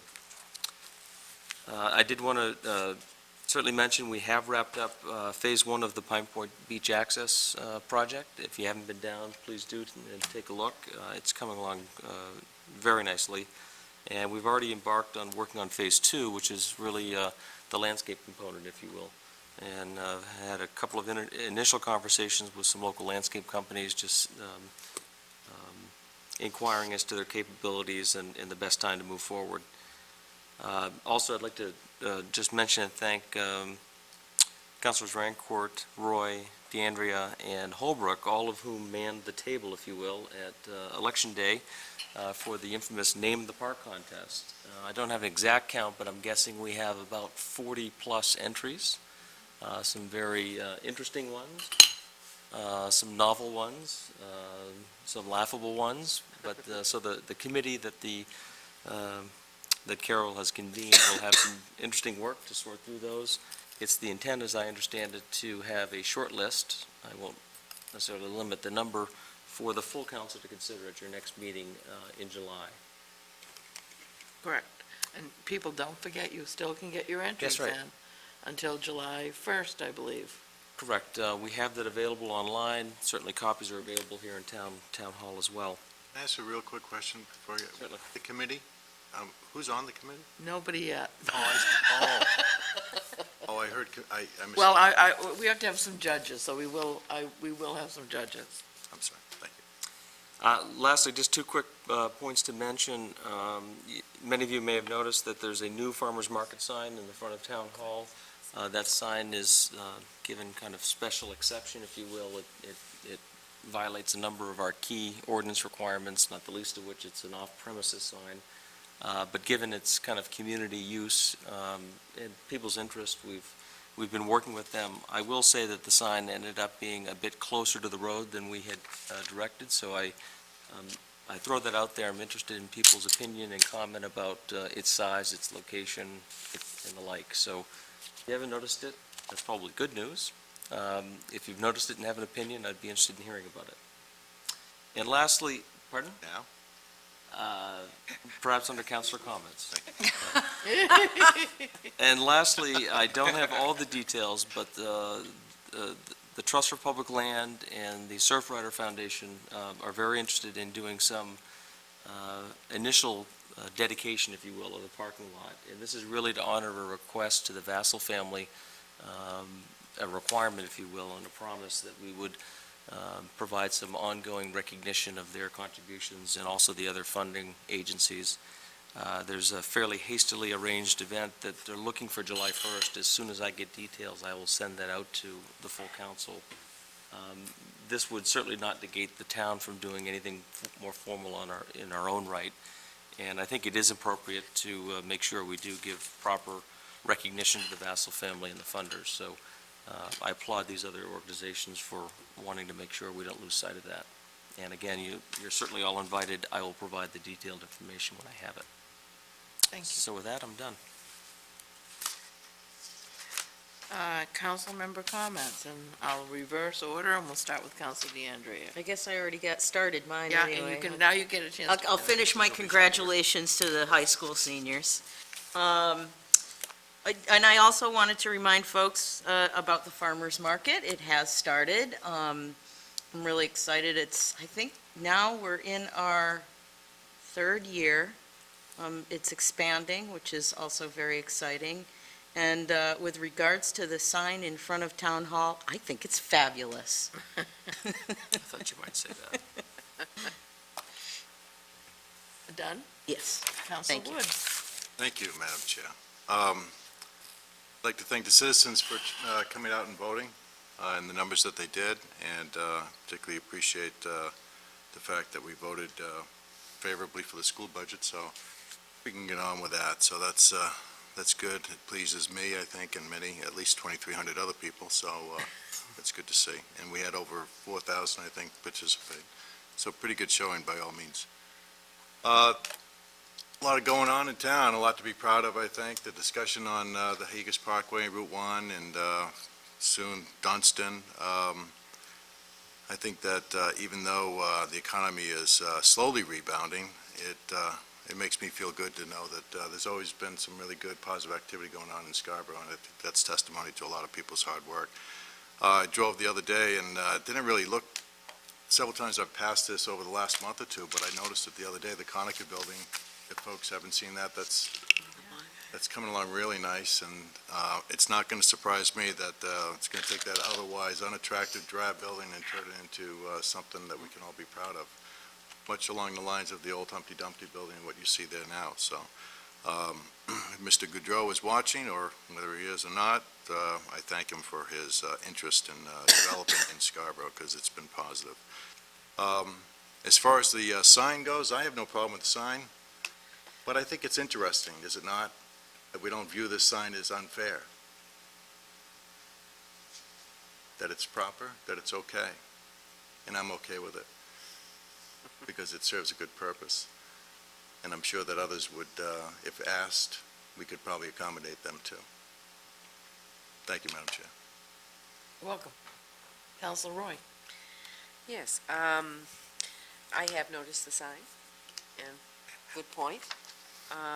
But I think it kind of coincides with, we allow the Lions Club to put up the two signs, the Merry Christmas and the Happy Holidays. So there is some conflict there. But there also was a question from Jackie Perry from the Kiwanis Club relative to they want to raise money to potentially put a reader board out front where we could probably put some of those things. And so that's a discussion I guess we need to have as a council, but that might solve that problem a little bit. Condolences go out to the Toomey family. Richard Toomey, who was in my high school class, passed away. His brother Terry Toomey is one of our lobster home businesses. And I think that's it. Oh, the other congratulations to Jackie Perry, who received an award from the school board for her service to community, and I thought that was quite appropriate. Excellent. So, yeah, congratulations to her. Thank you. Councilor Babine. Yes, thank you. Three items, actually. First, I wanted to thank Gary LaFano for meeting with me last week. I had a couple of citizens call regarding the relocation or the building of the new station off of, I think it's called Oak County Road. It is. That's being relocated, the one that's on the eastern road across from former Council Sullivan's, or kind of kitty corner there, is being taken down and being moved. So I really wanted to thank him for giving me a really good education about the sanitary district, that particular project, because there's definitely some misinformation, I think, out there about that, particularly the funding. It was interesting to find out that while it's a $3.5 million project, it is actually being paid for by cash and savings that they've had over the past year, so there's no impact actually to rate goers or ratepayers now. So, and based on the capacity that they have, it was very exciting, actually, so I really thank him for taking me on that tour. I too find it interesting on the farmer's market sign, and actually can appreciate the comments. I actually think it's kind of ungodly looking as far as its size, and therefore would definitely encourage a discussion around the reader board. I think that would be more attractive and appropriate for our town facilities, and that's the type of information that should be on that. At the same time, around the whole issue around the farmer's market, and particularly the one that we do have and where it's located, one, I hope it stays where it is and never moves, to the extent that I actually would prefer to see it move to the park. Being in the high school parking lot doesn't lend the feel of what a farmer's market is to a community. And in fact, at least when I supported the whole park concept, it was about that type of passive community activity that I envisioned as part of the park, and being on those fields, and that park not being solely recreation for our youth or even for some adults. So I hope that at some point we do look at moving that, because, and I hope that they grow and get better. As far as the condition of the fields, it's nothing that we can't fix.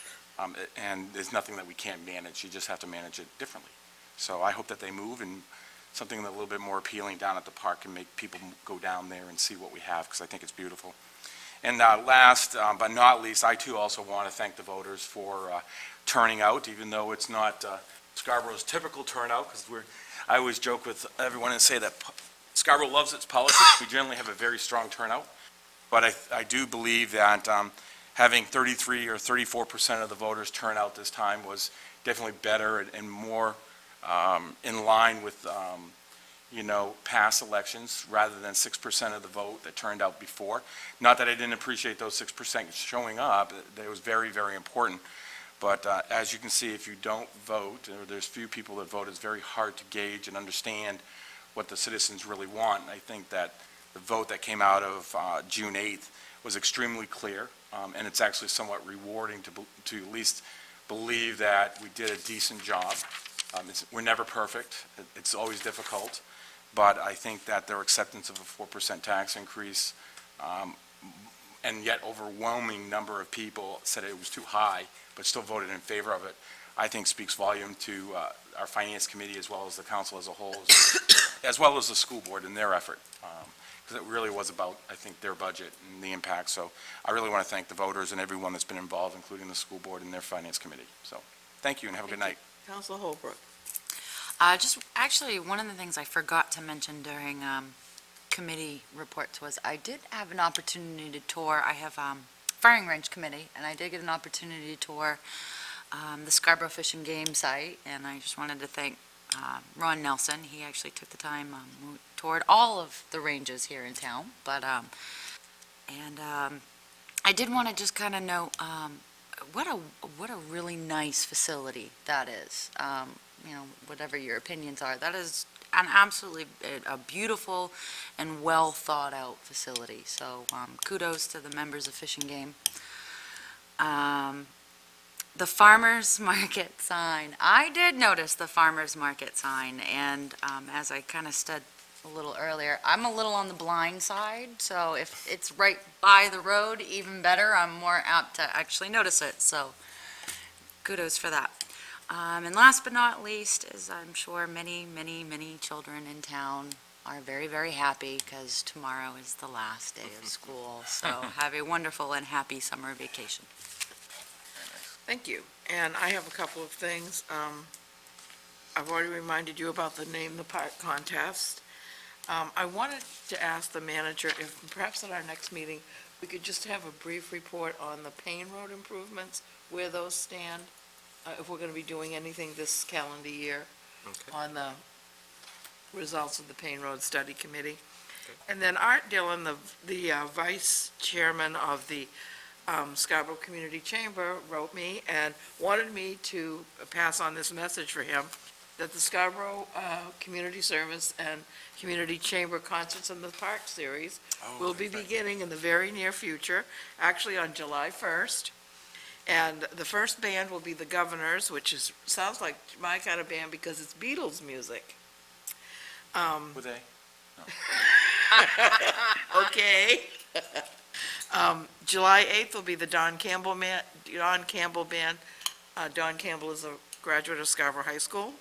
July 15th will be the Bellamy Jazz Band. And of course, the biggest turnout, well, the two biggest turnouts of the year, our Motor Booty Affair will be July 22nd. The Awesome 80s Band, which some of you probably remember those better than I do, it was July 29th. And then to close the season off, traditionally, it's Tony Boffa and his band. So the concerts begin at 7:30 PM. The food booth, which I believe is run by the Rotary, will open at 5:30. So bring your own seat, bring your own mosquito repellent, and come and have a great time, because I know Judy and I go quite a lot, and it is a wonderful, wonderful free summer entertainment. A heck of a lineup. Beg your pardon? A heck of a lineup. It is. We really have some good bands this year. And I too want to say congratulations to all the Scarborough High School graduates. I read your speeches and your graduation activities in the local papers, and look forward to you all having a wonderful future. And with that, yes. If I can just indulge in one more compliment, actually. I got actually quite a few phone calls around the Pine Point project and nearing the completion of that and the work that's been done. And I just want to really commend the manager and the committee that came up with the design originally. It looks absolutely incredible, and everybody, even some that were hesitant to support it in the first place, have come forward and said that it's really taking shape. They can now see the vision that some of us may have had, and I really appreciate that. And so if you can pass that along. And the other piece was that the construction workers and the workers that are down there are just absolutely wonderful. They're very nice, very friendly, and very thoughtful of everyone that's around there. So, Great, I'll pass it on. Thank you. I've And with been that- down twice, too. And oh, it's gorgeous. it really, once all the amenities are there, it's going to look wonderful. Okay, and with that, I'll entertain a motion to adjourn.